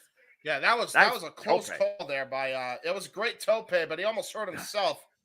Sorry, Chris Bay almost got Chris Sabin, got almost more than he bargained for. Yeah, an Irish whip now. Sabin and Gordy looks like we're going to get some trios offense again here. Alex Shelley falls in with a forearm shiver. Sabin falls in with a forearm shiver. Kushida falls in now. Shote! And that's Saban look up at and this. over. Ooh. Kushida holding him as they're taking the snapshot. Oh! Oh, it's Gary right to the back of the head. Into a drop kick flatliner combination. Flatliner. Trio combination offense cover to the window. This trio is absolutely flawless. I'm telling you, Noah. I haven't seen one mistake yet in their game. Yeah, but really. You see Kenta taking advantage on the outside of Kushida. And we talk about it in team sports all the time. Uh-oh. You know, when you work in synergy, you work you work as a whole and together. Oh Jesus! Well, that wasn't. I was about to say the whole's only greater than the sum of its parts, but right now one of the parts just got no! This ain't good. And now Kenta looking to fall in. Oh, there's a boot. And I know what's going to fall after this. The freaking hesitation drop kick. Well, that is a Kenta original done by freaking Katsuri Shibata-esque. I got to tell you, we had to open our mouths, didn't we? Yeah. Oh, gosh, what a double stomp. And that might be it. Way. Cover 2, Bullet Club. No, Ooh, not yet. That was just resiliency there by the former world champion, Chris Sabin. Uh-oh, could be nap time, though. Is it time to put Sabin to sleep? Up on the shoulders. Oh, they Sabin. Right out of it. The roll up, too. Ooh. Ooh. Oh, man, nice spinning rolling Sovat. Great spinning Sovat. Oh, reversal brainbuster. Got countered by Sabin into the sheer drop brainbuster. And now it's time to tag in either Alex Shelley or Kushida here. After that miscommunication earlier by Sabin, who had both his opponents. Keep that in mind. Tad to Sabin, though. Or, excuse me. Tad to Bay first. Bay and Ace. Taking out the other side. Tremendous. They're looking for the 1, 2, 3. Sabin in the corner. Misses. Up on the shoulders of Bay. Uh-oh. And in and out. Oh man. My God. Neck breaker covered. 2 after the kick. Oh. Yeah, the art of finesse kick into the neck breaker. But again, Sabin kicks out. And a spin up, by the way, neck breakers. Not only did they mess up his neck, they disoriented him. But Sabin's still alive in this match. Tag to Ace Austin. They're looking for the 1, 2, 3. Is it easy as that? There's the step up. Oh, counted into a pop-up German. And now off the second rope. And there's a tornado DDT to Ace Austin by Sabin. There's the difference right there. Time Machine, while they had some miscues minutes before, I got to say this right now. The difference is Time Machine has worked as a trio while Bullet Club are working as a tag and a singles. And now Kushida on the top rope. Big shot of the head. Yeah, that was a Mongolian shot from the top rope by Kushida. Reversal, counter, handspring, back elbow strike. Kushida in the driver's seat. Kushida's feeling it. Looking for the home run. And there it is. Looking for the hoverboard lock. Wait, Chris Bay. Oh, coming in back. And now Kushida might take Chris Bay's arm in the process. Chris Bay not legal, though. Oh, wow. What a black mass kick. Discus elbow. Big boot by Kenta. Enziguri. Step up by Chris Sabin. Oh, and a roundhouse by Ace Austin. Oh, my God. Crazy. No, rising knee strike. Oh, blocked the shot. Oh, rising knee strike to Kushida. And now Ace Austin looking for a 2-for-1 special. Oh, slipped off the ropes. Sabin, invert, manhand drop. Kushida and Alex Shelley take him out the knees. Meanwhile, there's the float over. Last chancery. Kushida with the float over. Double drop kick to Ace Austin's face. Tremendous tag team trios offense here. Again, back in control of the time splitters. Tag. Kushida's in now. I'm surprised I was able to keep up with all of that. Yeah, right? With hiccups nonetheless, because I have hiccups right now. I'm loving this match. Again, match of the night for sure. Uh-oh. In the corner. Oh, my God. Elbow strike, pump kick, enziguri combination. And this might be all she wrote. Looking to go for skull and bones. This time with Sabin and Kushida into a moonsault. And meanwhile, Alex Shelley now on the top rope. You were calling for it earlier. Regular skull and bones for the finish, but is Chris Bay. On the backslide, too. Got him! Oh, my God. What a freaking upset by Ace Austin. That was just great strategy there. They took advantage of a moment. Oh, as Kenta and Kushida continue to change upstairs on the outside. And Ace Austin caught Chris Sabin with a backslide, enough for the 3 count. Bullet Club wins. And Ace Austin just pinned one half of not only the Impact with Tag Team Champions, but the NJW Strong Tag Team Champions. And you gotta imagine that is great confidence for Bullet Club and a leaderless effort right now for Bullet Club. They just got a big W here against the champions. That's tremendous. Sweet. What too sweet of a victory indeed. Kenta pays dividends tonight for Bullet Club. Ace Austin, Chris Bay, and Kenta with the victory. That was just a great trios match, man. That was an incredible trios match. But coming up next, that was an incredible trios match, excuse me. But coming up next, the action rolls on as we only have 2 matches left because it's time for our double main event as the Knockouts World Championships on the line. Oh, man, that was incredible. Whew, as we catch a moment to breathe here. That was great. That was freaking great.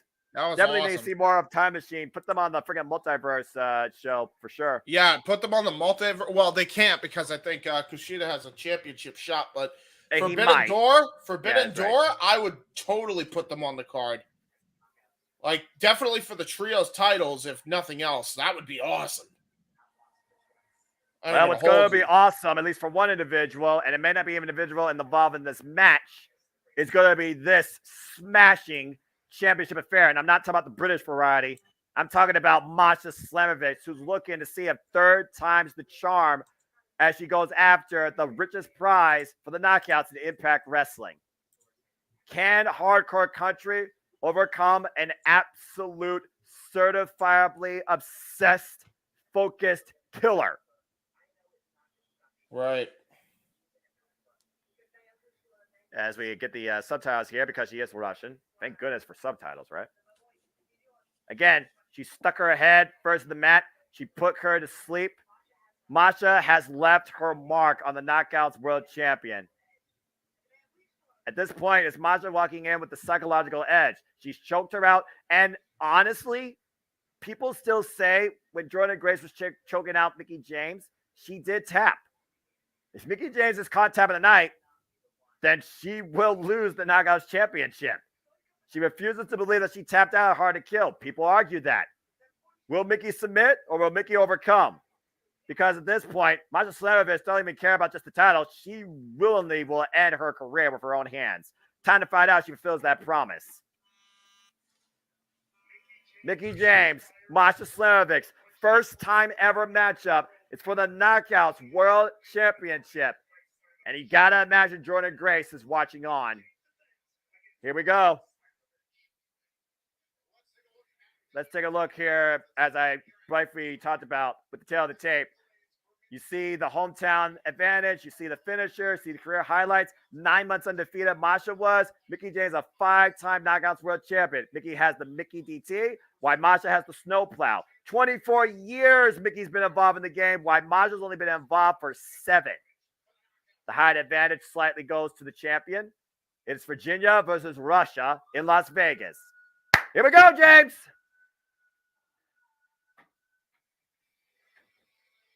Keep talking to him. No, you're good, brother.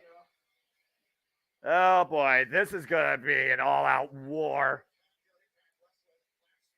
Again, ever since Masha Slamovich became part of Impact Wrestling, she has been an unstoppable force till she faced the Juggernaut. And ever since then, she's been looking for a comeback. And now she has that chance. After defeating Killer Kelly, Tyler Wilde, and Deanna Purrazzo at Hard to Kill, Masha Slamovich ensured that she would get this 3rd time at the ultimate prize tonight.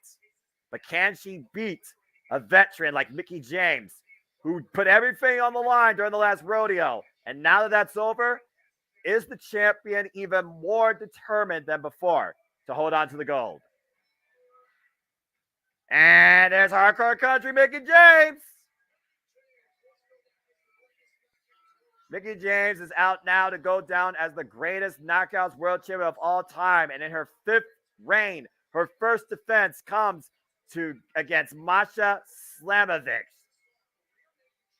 Again, there's the rear naked choke, the Achilles heel to the Mick DT, and the chick kick. Does Mickie James has a countermeasure in play for that? Mickie James is not a submissions wrestler, and that might play to Masha Slamovic's advantage here. Then again, if Masha gets too full of herself, DQ means Mickie James could retain, but she still might leave with an infallible statement. The focus has to be on point here if Masha's going to leave with the prize. And if Mickie James is going to come out of this thing still in one piece. Let's go down to Spencer for the introductions. Whew.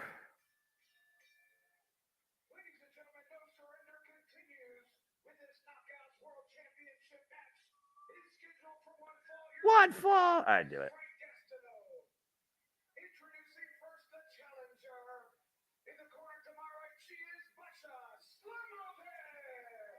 Not much more to say there. Masha Slamovic's looking to smash Mickie James. All right, we were done. Sorry, I had to take that. All right, here we go. Hardcore country, Mickie James. That pink might be shed in red before this thing's over. All right. Yeah, and that's the thing, man. Like, Mickie James has got a tall order right now, I'll tell you. Mickie James, though, has been very consistent, though, James, winning her last 9 matches, while Masha Slamovich, before Hard to Kill, lost 3 in a row. That's a good point. Bell rings are underway. Here we go. Now look at that. Collar elbow tie up. Mickie James, this is a vicious collar elbow tie up. You can tell this is personal right away between these two. Well, I mean, Masha Slamovich made it that way when she said that she wouldn't mind ending the career of Mickie James while taking the title in the process. And after being choked out, you know Mickie James is out to prove a point tonight. The viciousness of that headlock takeover, just that by Mickie James, and now into a great, just maintaining that chin lock right now is Mickie James.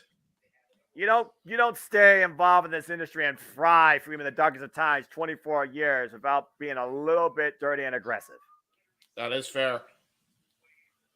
Speaking of dirty and aggressive right now, look at the way Masha Slamovich has this arm wringer in on Mickie James, but a nice counter into a cartwheel into an arm drag. Whoa! That was great. Great counter there. Keeping the arm down in the process while still holding on to the wrist lock, keeping Masha Slamovich in close combat. And someone said that's not really a wise strategy against a striker like this. And let's just put it out there. Masha Slamovich is a brute. She is a striker. Mickie James, though, she could be hardcore all she wants, but to beat Masha, she's going to have to be more technical, I feel like, here. And Mickie James is not a submissions wrestler. You see Masha right now with the agility. Oh, the drop cover. Oh, wait, pressure on the arm. And pinpoint knees to the left arm, grounding. Masha, this is very smart here by Mickie James. This is really good strategy by Mickie James. Yeah, watch the hair. Again, Masha Slamovich, she has that rear naked choke. Mickie James has the Mick DT. I don't know if Mickie James has a submission, and that might be the difference maker. We haven't seen Masha Slamovich submit or tap out at all in Impact Wrestling, except to the cover, 2, crucifix, except to the Peraza back at Knockouts Not Down before she was officially signed to Impact. Oh, wow. Great knee strike, kitchen sink style by Masha Slamovich. Oh, there it is. Oh, man. And immediately Mickie rips her off. Oh, that big nice boot. pump kick. Again, that just triggered Mickie James. There's a big kick right there, rocking Masha to her knees. Look at the shape Mickey's in, by the way. There's the cover. 1, 2, no. Ooh. Good kick out there. It might play to Mickie James' advantage to keep up with these quick pinfall attempts. Sean Garner says, hope Mickie wins. Well, again, we don't know what's next for Mickie James, but she's already been called out by Stardom talent. So put that in perspective. As you look for the next dig. Please. Counter. Oh, man. Nice stun gun. I would love to see her versus Mercedes at Multiverse United. Are you kidding me? That's another one's been called into question. Also, Mercedes Monet's been called up by Stardom talent, including Asume, the current high-speed champion, who would defend that gold against her ultimate rival, Starlight Kid of Oedo Tai. More details to come. Yeah, man, I gotta tell you.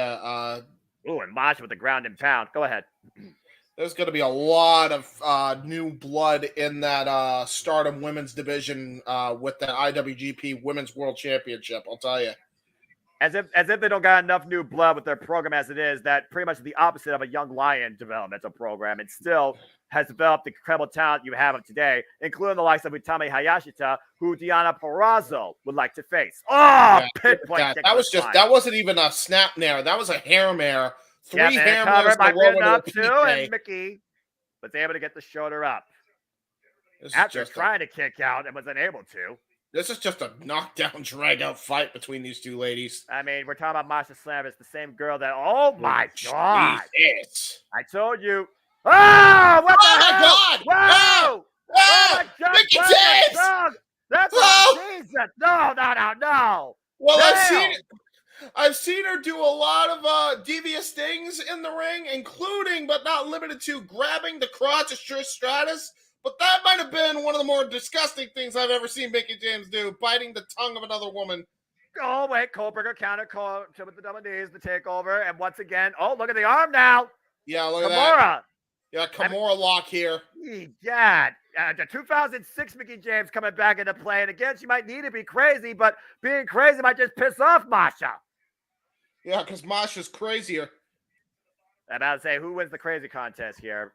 A reversal. Down on the shoulders, down, and almost pinned Masha for a 3 count. Got 2 out of it. Oh, shots to the midsection. Mickey James fighting from underneath.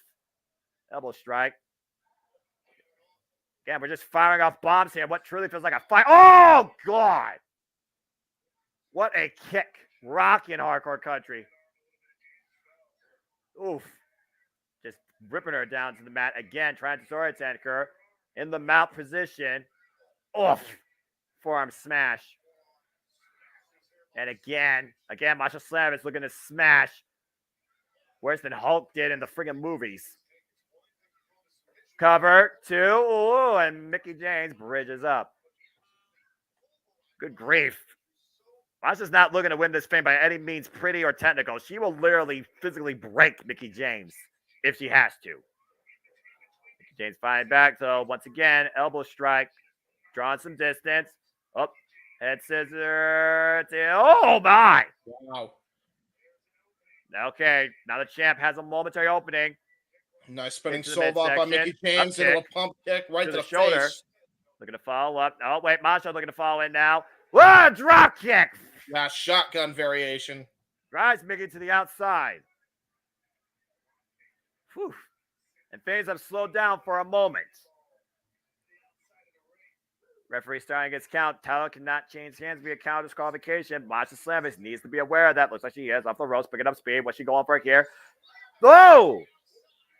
Just tossing her body, rotation-wise, almost a cross-body of sorts, in between the middle and top rope as the ref checks on Mickey James.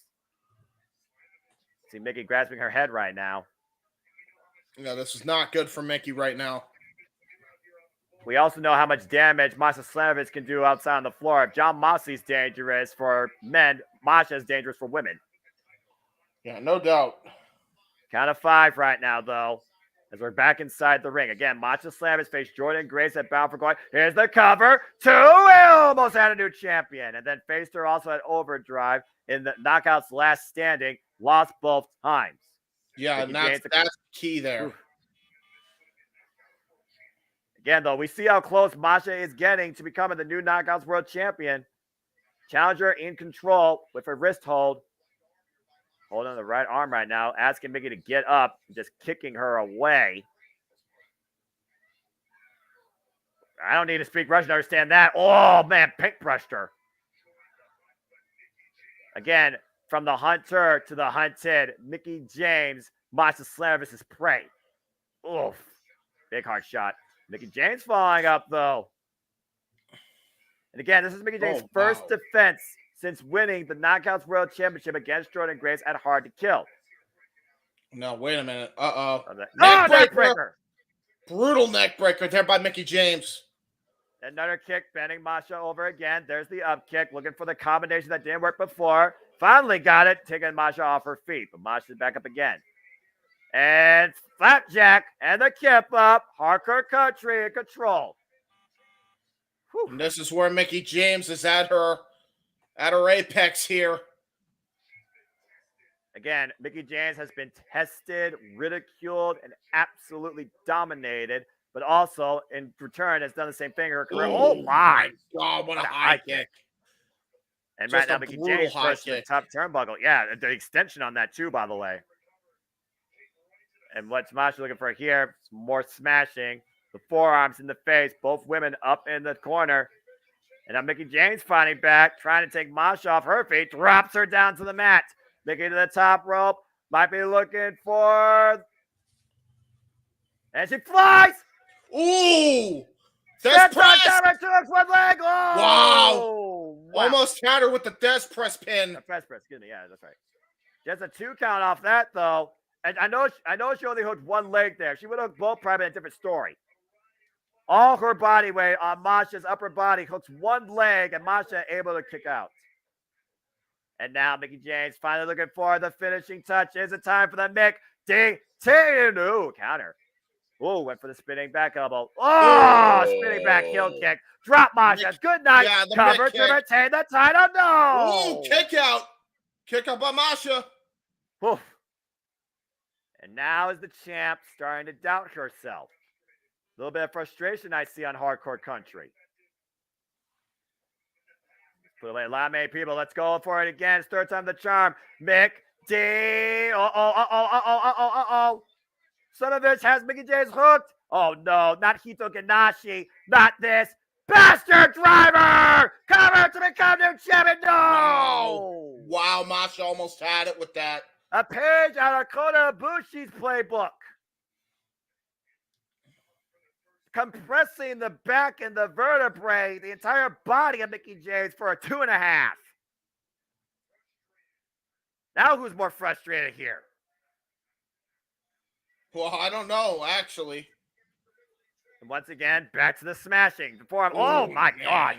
Spinning back fist. And then the roundhouse. Whoop. Like trying to go for a low roundhouse. Into a Boston Crab. Half Boston Crab. Oh, my gosh. What a counter. Look at the way the legs bent. It's not even like... and she's got that bent really bad here. Yeah, it's not even like almost vertical with the body as Masha makes her way to the rope. And Mickey's got to release the hold before the rest 5 count. But that's very wise considering how much those legs were worked over, especially against Jordan Grace. Jordan Grace has to be watching this match on with bated breath, knowing she has a one-on-one. Oh, wait! Look at the bullet choke, and Mickey drives Masha into the ropes to break the hold. Oh, no. That's more leverage for Masha, even with those 5 seconds. Now, just desperation there by the champion. And again, in the ropes. It's the same move that forced Mickie James, some would say, to tap. But again, the 5 count, saving the champ for now, was also the same move that Masha used to incapacitate the champion on Impact Wrestling. Oh, man. And the ropes for leverage, like you said, steel cable blocking the carotid artery. And meanwhile, Masha looking to follow up in the corner. Whoa, God, what a boot. Flush in the face. It's Masha just a 3 count away from the Impact Knockouts World title. Again, falls up in the corner. Jesus. Wearing down the champ. Mickie James down to a knee, trying to get up to her feet. Whoop. Gets out there, but look at Masha. Lands on her 2 feet on the rope. And James scouted it, meeting her there. But Masha up and over. Good roll through. And meanwhile, monkey flip, reversal, cover to the champion. Oh, God! Wow! Mickie James! What a great roll through into the pin. Masha was caught off guard. I thought there was going to be a monkey flip. Instead, she hooked her and literally cradled her. That was like the smallest inside parachute you could see. Mickie James gets the 3. Mickie James retains. You're right. Masha got caught off guard. Wow. And that's the experience of Hardcore Country. 24 years in the industry. And Masha, 3rd time, was not the charm. Let's take a little replay here. I thought she was looking for Cobra, a monkey flip. Instead, Mickie James with her body on the shoulders of Masha, keeping the legs hook, and Mickie James retains. That was a hell of a test for Hardcore Country. First defense of her 5th run. Mickie James still our Knockouts World Champion. Well done. Whew. Again, Masha Slavis, though, she brought an incredibly good, calculated fight, physical and technical. She came very close to defrauding Hardcore Country tonight. But Mickey James didn't go for the last rodeo to become a No. 0D Knockouts champion for the 5th time. Exactly. What an incredible night it's been here at No Surrender. So far, we have had all our champions, I believe, retained. And again, the next time we're back with you folks here on the JMN Multiverse of Media to cover Impact Wrestling will be Friday, March 24th for Impact Wrestling's Sacrifice. Same time, 8 p.m. Eastern Standard Time. They are going to be in Windsor, Ontario, Canada, from St. Clair College. So stay tuned for more on that and more events to come across the JMN Multiverse of Media. And as I alluded to during WrestleMania week, it is Multiverse United. Only the strong survive. Impact and NJPW collide at the Globe Theater, Los Angeles, Thursday, March 30th, 8 p.m. Pacific time, meaning we will be here at 11 p.m. Eastern Standard Time that Thursday night. And then the next time they're on pay-per-view, Impact Wrestling, will be April 16th, Sunday night, 8 p.m. Standard Time from Toronto. And they haven't been in Toronto now for 3 years, so it's nice to see them go back up to Canada, But again, when we go to Canada, who will Steve Macklin go up against? Is it Rich Swann's time after 2 years to claim redemption, or will once again the Iron Man come out victorious? It's time, folks, for our main event. Whew. This has been a hell of a night. I've loved this show. Even the Bus Number fan was like, okay, that was a thing.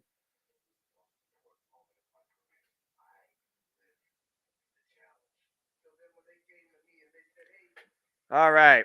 As we run down, of course, Rich Swann's history.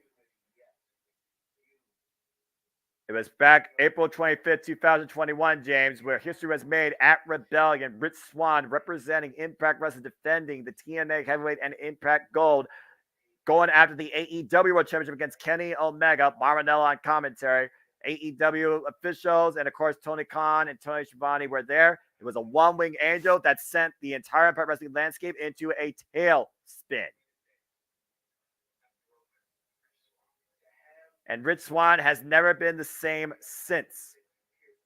To work so hard to get to a point you thought may never happen, but you always believed you were going to achieve, and then for it all to just be taken away, that affects a man. And of course, Josh Alexander, talk about a man that's been affected, proverbially, emotionally, physically. He was the shortest reigning Impact World Champion, losing within 50 seconds at Bound for Glory after beating Christian Cage when Moose called a shot. And ever since beating Moose last year, ironically enough, at Rebellion, he has been the Iron Man, the standard bearer, the constant, and now the longest reigning Impact World Champion in history. He's overcome Eric Young, Joe Doring, Bobby Fish, Alex Shelley, Frankie Kazarian, Speedball Mike Bailey, among so many others. And now he might face his greatest test in what is a friend looking to restore past history. After that kick last week on Impact Wrestling and the contract signing and the words that Josh Alexander said, Rich Swann, again, has been chasing this moment for 2 years. And it's finally here in front of him. It truly may be now or never. Can Rich Swann handle this? Or will Josh Alexander once again prove why he truly is the face of Impact Wrestling?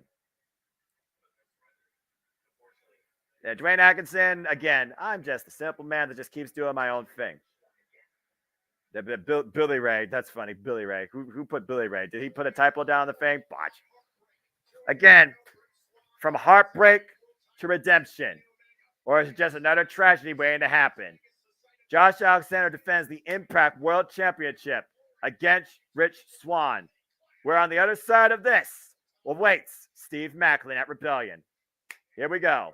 And again, the tail of the tape, you look at the height, you look at the weight disadvantage, 240 pounds, 200 pounds, Josh Alexander's the advantage. 18 years, Josh been in the game, 15 years for Swann. Swann has the Phoenix Splash, and of course, Josh is the C for a spike. Josh is a two-time Impact World, two-time Impact World Tag Team, one-time X Division. Rich Swann is one-time Impact World, one-time Digital Media, one-time X Division. Both these men have made a name for themselves in Impact Wrestling, but only one can be the World Champion. At this point, Sean, I don't think we can lose the title for a long time. I still believe that Deonna Purrazzo should be the one to defraud her, but I could be wrong. We'll find out as time keeps going. It's a different feeling right now for Rich Swann. Fully motivated.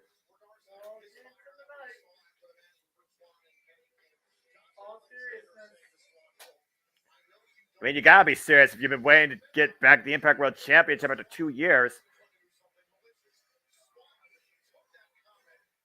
Again, Josh Alexander wagered that Rich Swann does not have what it takes to go that depth, to go that distance, to become the Impact World Champion once again. It's almost like that kick he expected last week on Impact Wrestling. And he kind of welcomed it, but he almost wondered, is that all you got? Now, was that just, lip service? Or is he trying to motivate his friend? At the end of the day, these two are friends, but all that matters is who has the gold in the end. Rich Swann is going to have to bring out his absolute best, better than before, if he's going to have a chance to dethrone this man. Oh, yeah, The heart. Sorry about that. As we were dealing with the Slamovich and Mickey James match, by the way, one of my friends got hacked. So I'm just trying to figure out. He was panicking, and I told him, just wait. I'll be able to help you tomorrow, or because he can't do it tonight. But I said I can help you tomorrow. Fair enough. I hope everything works out. And again, that's always a hard thing to fight. Speaking of a hard thing to fight, Josh Alexander has been fighting his whole life, coming back from a debilitating, career-threatening injury. Stay tuned for Impact Wrestling Diaries on YouTube. Josh Alexander, I believe the last day of February, as the longest reigning Impact World Champion, longest reigning single run in this company's history, is now inside the ring. We go to Daniel Spencer with our introductions. And then after that, James, you know what I'm going to cue you for.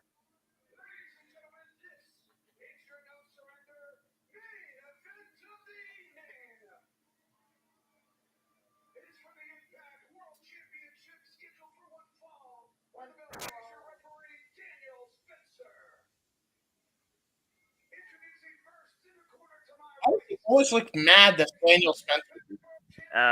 For a guy that's supposed to be emotionless, I guess anger is just, let's just do this. Baltimore, Maryland's own Rich Swann. Rich Swann, ready to go.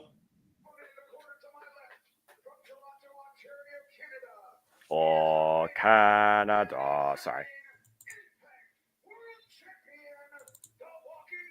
Oh, boy. And there is Josh Alexander holding up the Impact World Championship. This is our main event. He is the standard. He is the Iron Man. Impact richest prize is on the line. James, you know what to do. Referee holds the championship up high.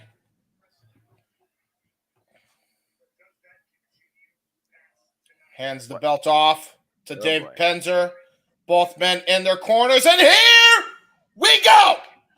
Time to find out who is going to still be the Impact World Champion after tonight, with Steve Macklin winning as Josh looks for the handshake immediately. Again, both these men, they've had their fair share of struggles, injuries, setbacks, comebacks, and success and glory in Impact Wrestling. Rich Swann only focused on one thing. Josh Alexander has to be aware and is aware that everybody will attack him from all sides. Friends, enemies, outsiders, it doesn't matter. But again, the decade-long relationship, all coming ahead for the Impact World Championship.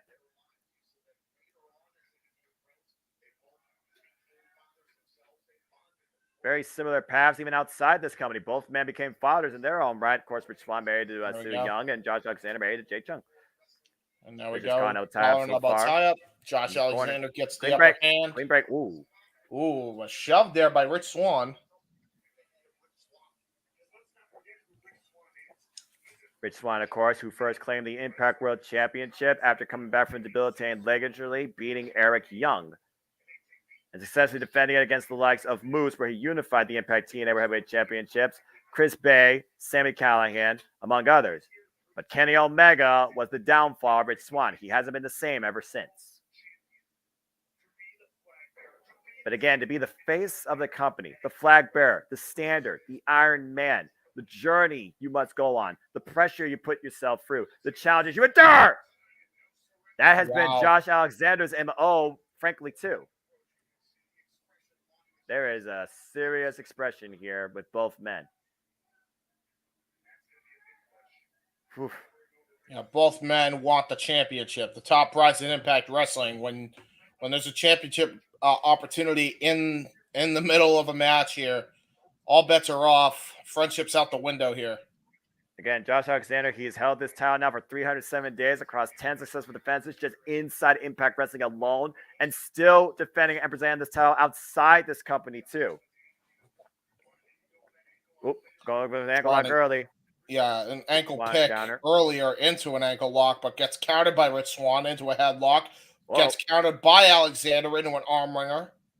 And Rich Swann again in the ropes, but Josh with the clean break. And Rich Swann at this point, he's got to be a little bit frustrated. We know how much Rich Swann wants this, but right now Rich Swann has not been able. Oh, okay. Wow! All right, slap right to the face, and now I don't know why that is. Yeah, kitchen sink there by a knee strike right by. This is not the man, your friend, you're facing. This is the Impact World Champion. Oh, knife edge chop. That's one way to fire up a friggin' walking weapon. Irish whip in the corner. Rich Swann, though, his agility over the top, looking to follow in and back elbow strike. Rich Swann, though. Oh, Josh Alexander just runs for him off the other side. Misses the boot. Ooh. Rich Swann looking to follow up. Tilt the world up and over. Nice TRS takeover. Wow. Deep arm drag. Finally grounding the champion. Rich Swann in control for the moment. Just like that. The advantage here for me, James, I feel goes to Rich Swann in the striking department. But for Josh Alexander, it's the technical department. If this becomes more of a physical altercation, Rich Swann might get the better of him. And reversal. Up to a knee.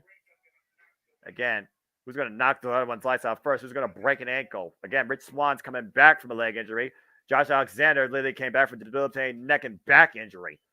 Off the ropes again. Rich Swann. Oh, shoulder block. Josh does not give away. And just picks the ankle. There's a drop down. Josh with the follow-up. Up the ropes again. Nice agility again by Rich Swann. Up on the ropes. And the agility shown by Josh at this point.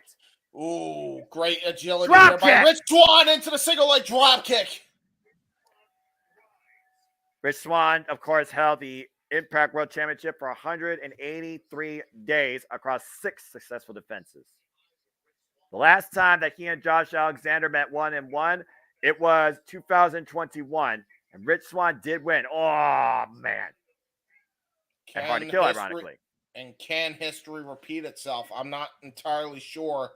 Gotta imagine the caliber of opponents Josh Alexander has faced since then. The adversity he's faced since then. And suplex, standing switch there. Look for the chop up. Nice. Escape by Rich Swann. Oh, wait a minute. Looking for that kick. That close. That close. Rich Swann had his shot. He didn't pull it. But right now, he's just telling Josh, I could do it. Oh! Oh, now a slap in kind to Rich Swann. Don't insult me. This is for the Impact World Championship. Yeah. Oh, God. Oh, my Lord. What a spinning sawbutt. That may have just broken a rib of Josh Alexander and another one to follow up. Finally taking him down to a knee. Oh, my gosh. The air sucked out Josh Alexander the hard way. Oh, wait. Pick the ankle. Whoop. Ooh, wow. And what a nice evade out of the ankle lock into an Insegiri. Very close, very wise. Rich Swann off the apron looking for the cannonball. Got it. Swann flies off the apron, gracing his shoulder, but still got enough of him to take him down. Oof. And now Swann right now. Again, title can only change hands, be a pinfall or submission inside the ring. No, look at this. Might be a stinger right there. You see him shaking out the feeling in his right arm and hand. Oh! Kick right to the back. That'll bring up the spine. Again, targeting the kidney area, the stomach area, the Cover. back area. And now, side headlock. Really Alexander being smart grounded. strategy. Great strategy by Rich Swann, the former champion. We all know he's called the Iron Man for a reason. Remember, Josh Alexander went 60 minutes plus sudden death overtime defending the X Division Championship against TJP. And that was one of the all-time classics of Modern Impact. And Alexander right now blocking the attempted suplex. Shots to the midsection again. Kidney area. Looking Swan. Swan countering back again. Drops down to a knee. Fisherman. Oh! Wow. That was just great forward thinking there by Josh Alexander. Realized he was trying to use his center of gravity, was Rich Swann, to block that stalling suplex. So captures the leg into a deadlift.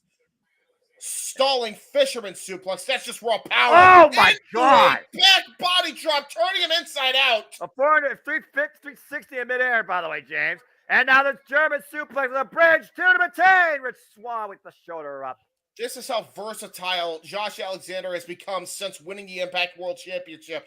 That Chaos Theory German suplex, shades of Doug Williams that time, just taking every amount of maneuver and offense that the Impact greats have had in the past to try to put away his opponent here tonight.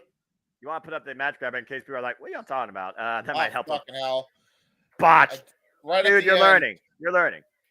Again, you're playing double chair tonight, and I think you've been doing a fair job. Thank you. Right now, Alexander, oh man, what a chop. The thick hands. Again, Josh Alexander says, Impact Wrestling is my home. I own this ring. This is mine, and you're going to have to kill me to take it from me. The show's called No Surrender. There will be no surrender from either man. Someone's body and spirit has to give if they're going to win this tonight. Indeed. And Josh Alexander taking things to the outside. Rich Swann trying to get back up to his feet. Oh, back elbow strike by Swann. Oh, clubbing shot to the back. Sickening. You just hear the thud. Like one of those little snappers you hit on concrete. What's looking for here? Finally bringing it back inside. Because Josh Alexander's a fighting champion. It's a cover, lateral 2, and holds on to the wrist. And follows up with a shot to the back again. Knee strike. And right now, Josh firmly in control, keeping Swann onto his back, instigating him to get up, endure this punishment. Show me how bad you want this. Now Irish whip there. Ugh. Oh my God, what a vicious elbow strike by Josh Alexander. He just almost ran right through him, actually, there. This is what makes Josh Alexander such a dangerous competitor. You hear the audience here, very partisan crowd in Las Vegas. Yeah, they want Swann. Again, we followed Swann's journey. We've also followed Josh Alexander's journey. So, you know, it's one of those, oh, gosh. Like, who's your pony? Oof. Place your bet. Oh, my gosh. I'll tell you right now, neither one of these men are going to win the pony. Yeah, that's fair. But someone's going to win a share of the purse. It's going to include the Impact World Championship. Paintbrushing Josh Alexander again. Yeah, along with some dental work. Go to Dr. Britt Baker. Oh, God. But speaking of dental work, that big boot man just knocked loose some of those teeth of Rich Swann. Big boot right to the side of the face, dropping Rich Swann off his base. But again, Swann, to his credit, he has the heart, he has the will, he has the determination. He won't back down, he won't step down, and he damn sure won't give up. Josh Alexander at this point, I wonder if he's a bit, two-sided. Again, this is his best friend, but again, at the end of the day, we are competitors for the Impact World Championship. It's almost like at this point, Josh Alexander wants Rich Swann to fight back.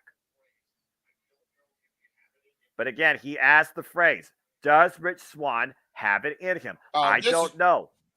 This is just old school walking weapon right now. This is just old school Josh Alexander from the North just disrespecting his opponent here. Is he disrespecting him or is he trying to encourage him? Oh, boot. Again, Rich Swann trying to fight back. Finally, there's the roll through. Nice clothesline. Nice Takes clothesline. down the champ. Well, whatever, if that was his intent, I'll tell you, it might have just worked, and maybe not to his benefit. Again, Alexander, as a champion, wants to test himself against the best every time. And he wants Rich Swann to bring his best. Ooh, man, What a spinning back fist. Oh, my God. The mouthpiece in that head guard might be the only saving grace for Josh Alexander. Oh! Jesus.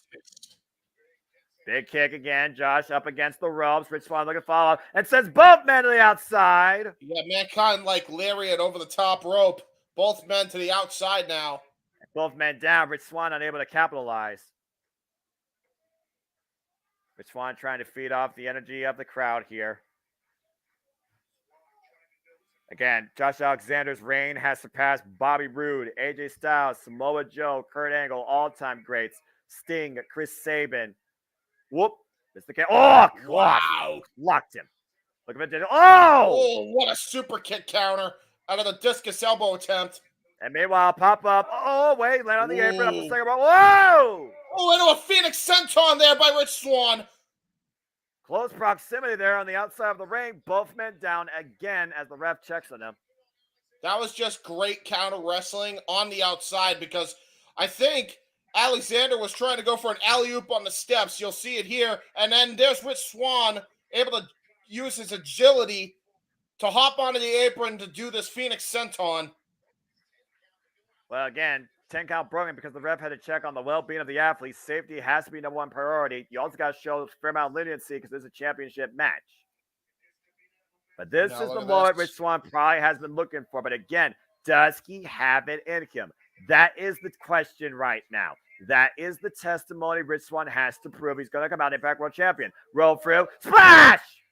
Third rope for splash for cover two. No! Ooh, that was close. Oof. Take a look at this. The replay here. The roll through. Got all the elevation on that splash. Got all of it. Hooks the leg, but still Josh in this. Yeah, that was vintage Rich Swann, the Rolling Thunder into the frog splash, standing frog splash, but Rich Swann is not down and out just yet. Now he's scaling the top rope, it looks like. Look at this. Possibly looking for a Phoenix splash attempt here. Josh Alexander, though, moving away. Gotta be aware of the situation. Trying to get back up to his feet. Yeah, the veteran instinct there of Josh Alexander. Oh, no. Oh, wow. Oh, God. Wow, he baited Rich Swann in that time into the Germans. The waist is locked. Oh, God. We're about to go to a suplex province in Canada, in Las Vegas. Yeah, he's about to put his ballot in to run as mayor of Suplex City right now. Yeah, Rich Swann aware of it, trying to resist, trying to break the grip. Holding on with everything he has in the top turnbuckle, top rope in the corner. Back elbow strikes, breaks the grip. Oof. It ain't gonna matter. I'm telling you, Josh Alexander's gonna hit this third suplex come hell or high water. And Rich Swann better be prepared to try to stop it by any means necessary. Oh no. Man. On the second rope, as you say that, and Swann fighting back with everything he's got. Swann up to the top rope now. Josh still there on the second, trying to grab. Oh my gosh. Still grabbed him. Swann, hold on to me. Oh, wow! Oh, tried to go for it. Rich Swann backflipped out of it. Oh! There's a spinning heel kick.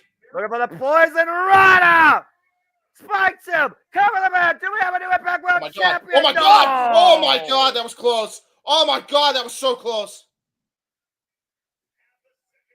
Less than half a second away.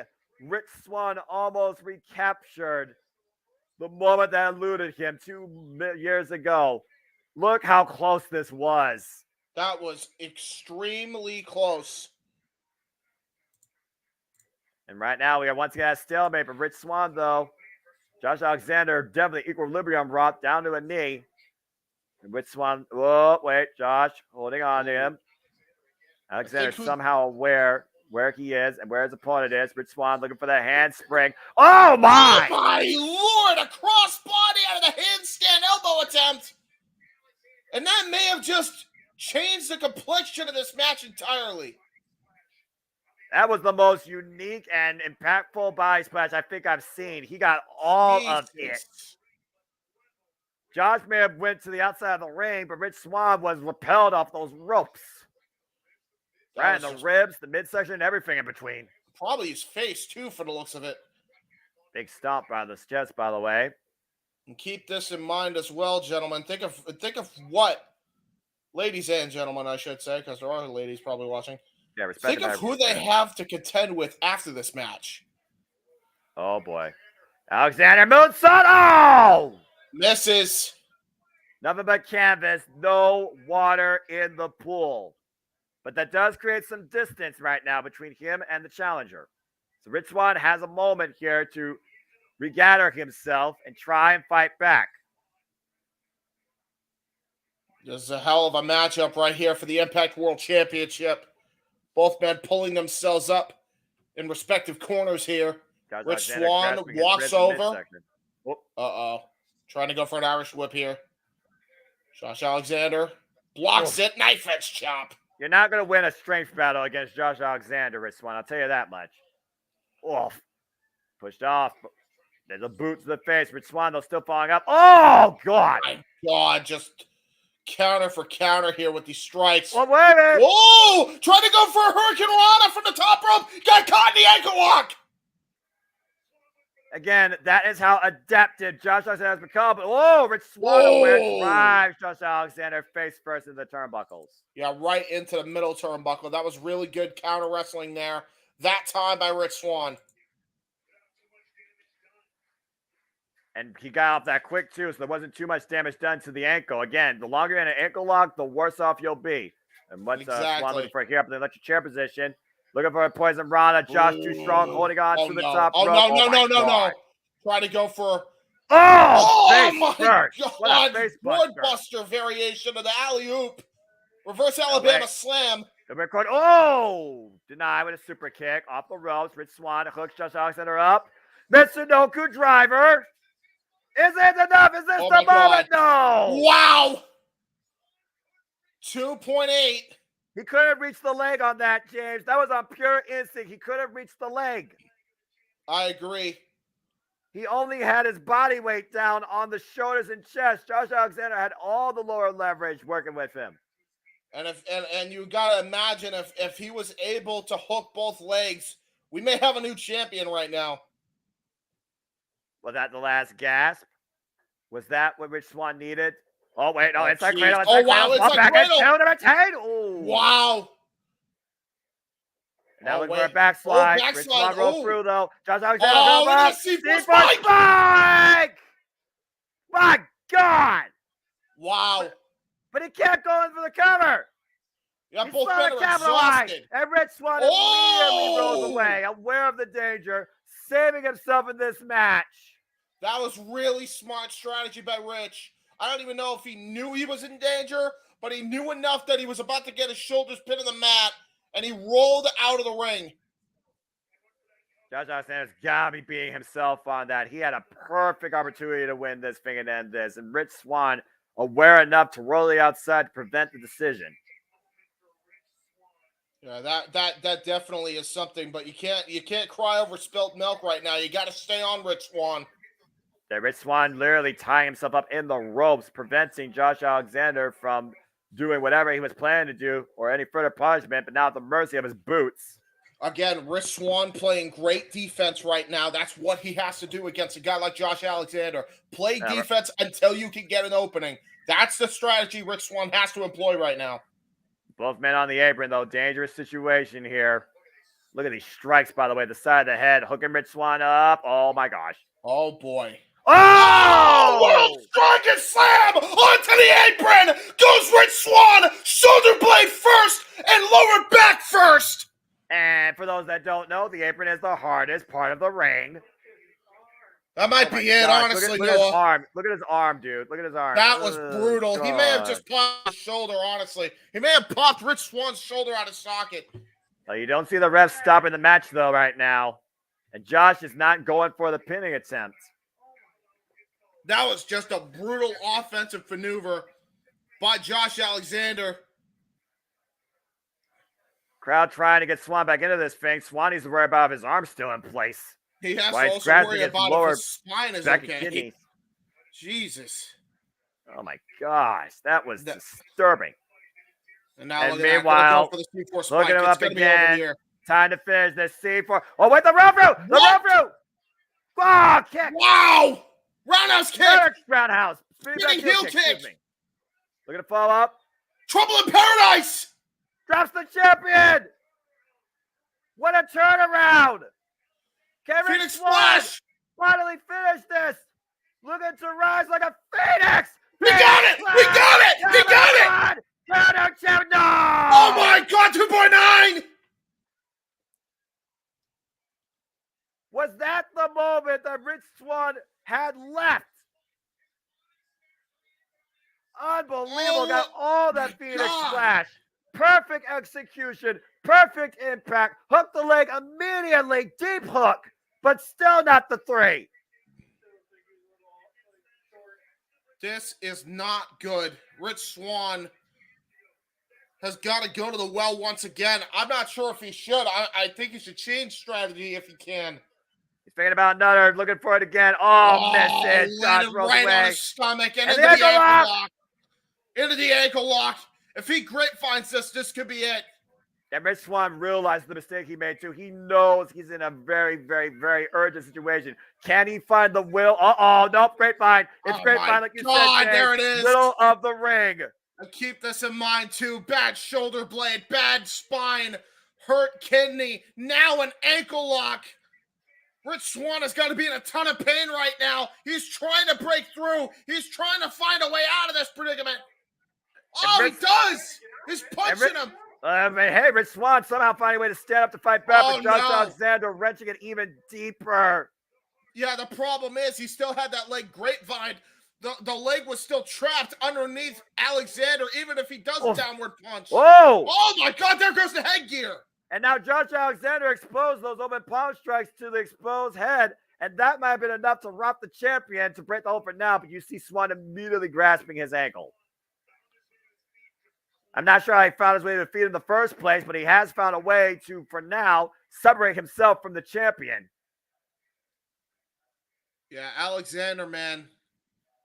Definitely one of his toughest challenges to this day for the Impact World Championship, for my money.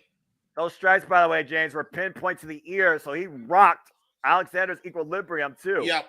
Yeah, he is definitely, he's definitely seeing stars right now. Knife edge chop now, while Rich Swann is in a downward position. He's asking him to get up, though, and Rich Swann trying to get up. Josh Alexander wants us, and we're going to firefight! God, They're firefight! their gear! Jesus! The intensity, the will, the Now a hockey desire fight! Hockey fight! to be the Impact World Champion! Oh, looking to follow up. Reverse with the clothesline. Doesn't need that clothesline. Rich Swann to follow up again. Josh Alexander does the clothesline. Handspring. Cutter! Cutter! He got He it! got it! Cutter! Hook the leg! 1, 2, to champion! No! Oh my God, he almost had it! Oh my God, he almost had it! Oh, Swan song. Spinning soul bot right to the side of the Going jaw. for it again. Go for The it again. handspring cutter caught. Oh, great Up counter. and over. Uh-oh. Pile Tombstone driver! pile driver! Spinning tombstone pile driver! And Go hooking for him the up C4 for the spike! C4 spike. Can he get it?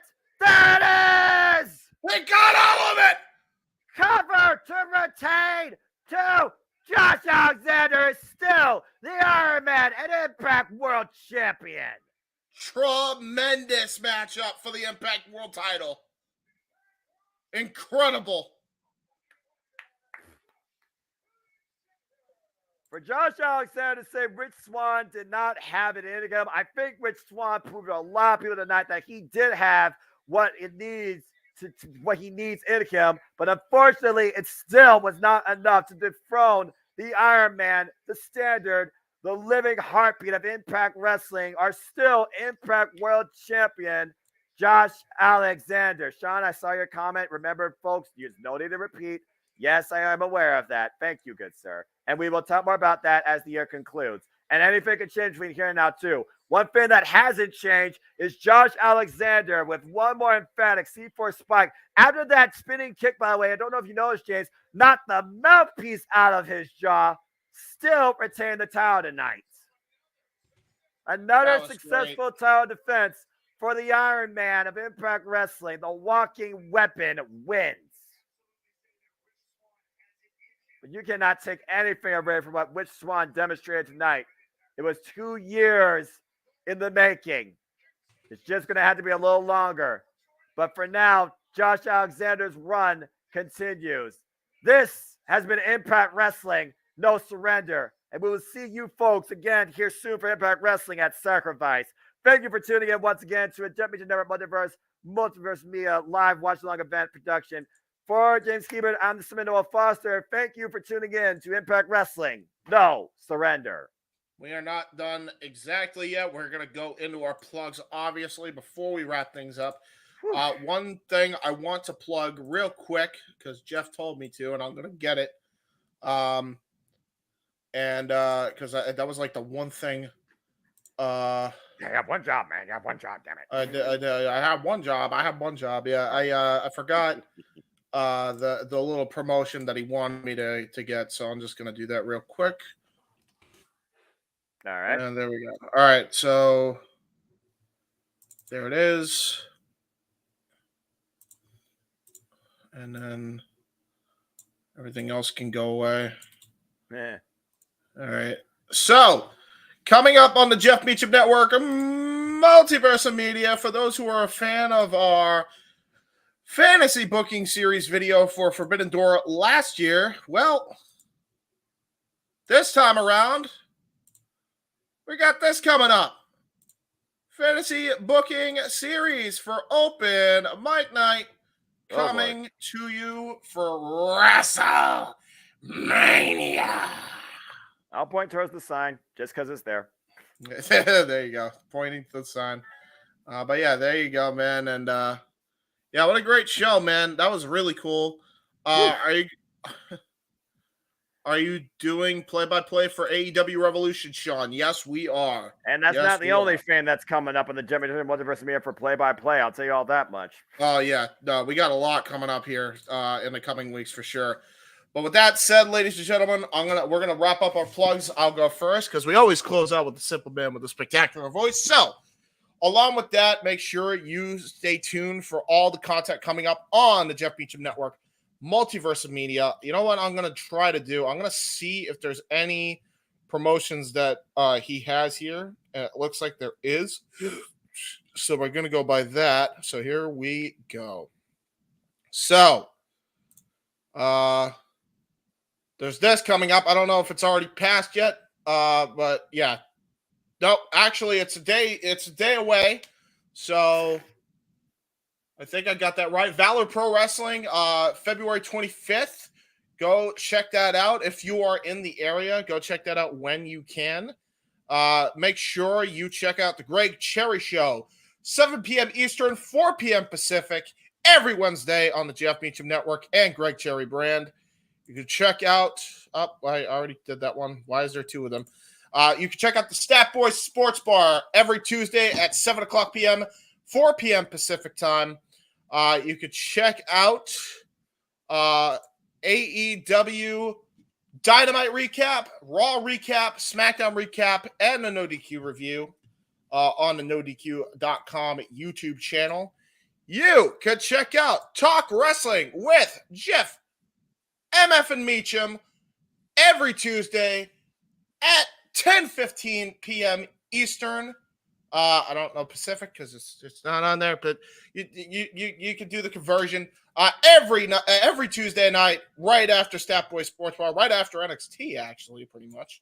So go check that out when you can. And that's everything I have as far as pictures go. So go check that out when you all can. And then as far as my stuff, you guys can check out youtube.com/user/JHebertside95. That's JHEBERTSIDE95.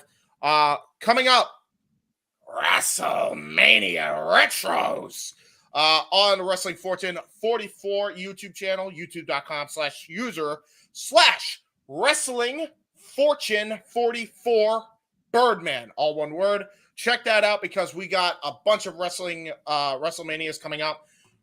WrestleMania 1, WrestleMania 10, WrestleMania 15, WrestleMania 24, WrestleMania 25, and WrestleMania 26 are the retros that we will be doing for this year's Retro Marathon. So go check that out every week. You can also check out AEW Spark where we cover all things AEW this week with myself and Noah Foster. You can also check out WWE Aftershock, which covers all things WWE with Chris Dodd and Owen Finch on Wrestling 1444 as well. You can check out Wayne's Youth Wrestling, youtube.com/user/WYW Pride. Check that out if you want to watch some CIW wrestling. If you like what you saw tonight, chances are you might like that, and especially if you like video games. So go check that out. Check out Stable Wars on Casey's channel. And a couple other things we've done on Casey's channel, youtube.com/user/MetalNut1120. That's his YouTube URL. Check him out. Check out the Royal Rumble Match Marathon Watch-Along. Check out the WWF Backlash 2000 Watch-Along. And check out our Stable Wars. So there you go. And check out the freaking founder who just put himself into the feed, it looks like. I'm trying. The camera's not working because there was a text. Cool. I'm trying here. The storm is. I've been running around the goddamn. I sound like shit because I'm running around the house all friggin' night. Good Lord Almighty! I just hope that you and the family are safe and everything's okay. Well, luckily I'm here by myself. The family's at the new house. Fair enough. How'd the show go? Everything go okay? The show was very fun. We had a great time. We had a great time calling it. Glad to hear it. So in the chat room, yes, we'll be doing play-by-play for Revolution. That'll be the next show we do after tonight. As far as as far as watch-alongs, yes, that's the next one. That's the next one. The next one. And again, stay tuned for open mic night tomorrow, right? Yeah, that's the gimmick, brother. Cool. Let me do one thing here real quick here. Let's see if I can do it without a hassle. It's always an adventure around here trying to do things without a hassle, but I will do my best. Mm-hmm. Yeah, we'll definitely give it. You definitely could give it a shot. There we go. Hey, okay, cool. It worked. Okay. There you go. So, JJ would want me to say that he, as far as I know, he's still playing. I did promote this. I did promote this right off the top. Yeah, on the plug. All right. Cool. So this is what's coming up. Jesus almighty. Okay, so, all right, here, let me move that thing out of the way. Okay.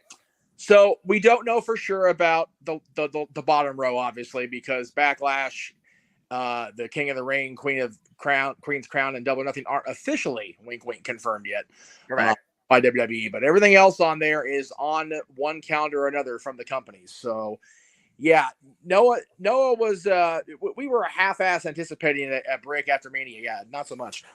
No, not at all, dude. You think dude? On top of this stuff, on top of doing a documentary, and on top of WrestleMania retros, I gotta do. James Hebert's gonna be a busy boy. Yeah, it's one of those. It's good that we have like I said, plenty of things to do, and I'm glad I was able to break in here at the end. Thank you to everybody who watched. I was kind of checking out the numbers as best I could before I came in on all across all the platforms. So again, thank you everybody.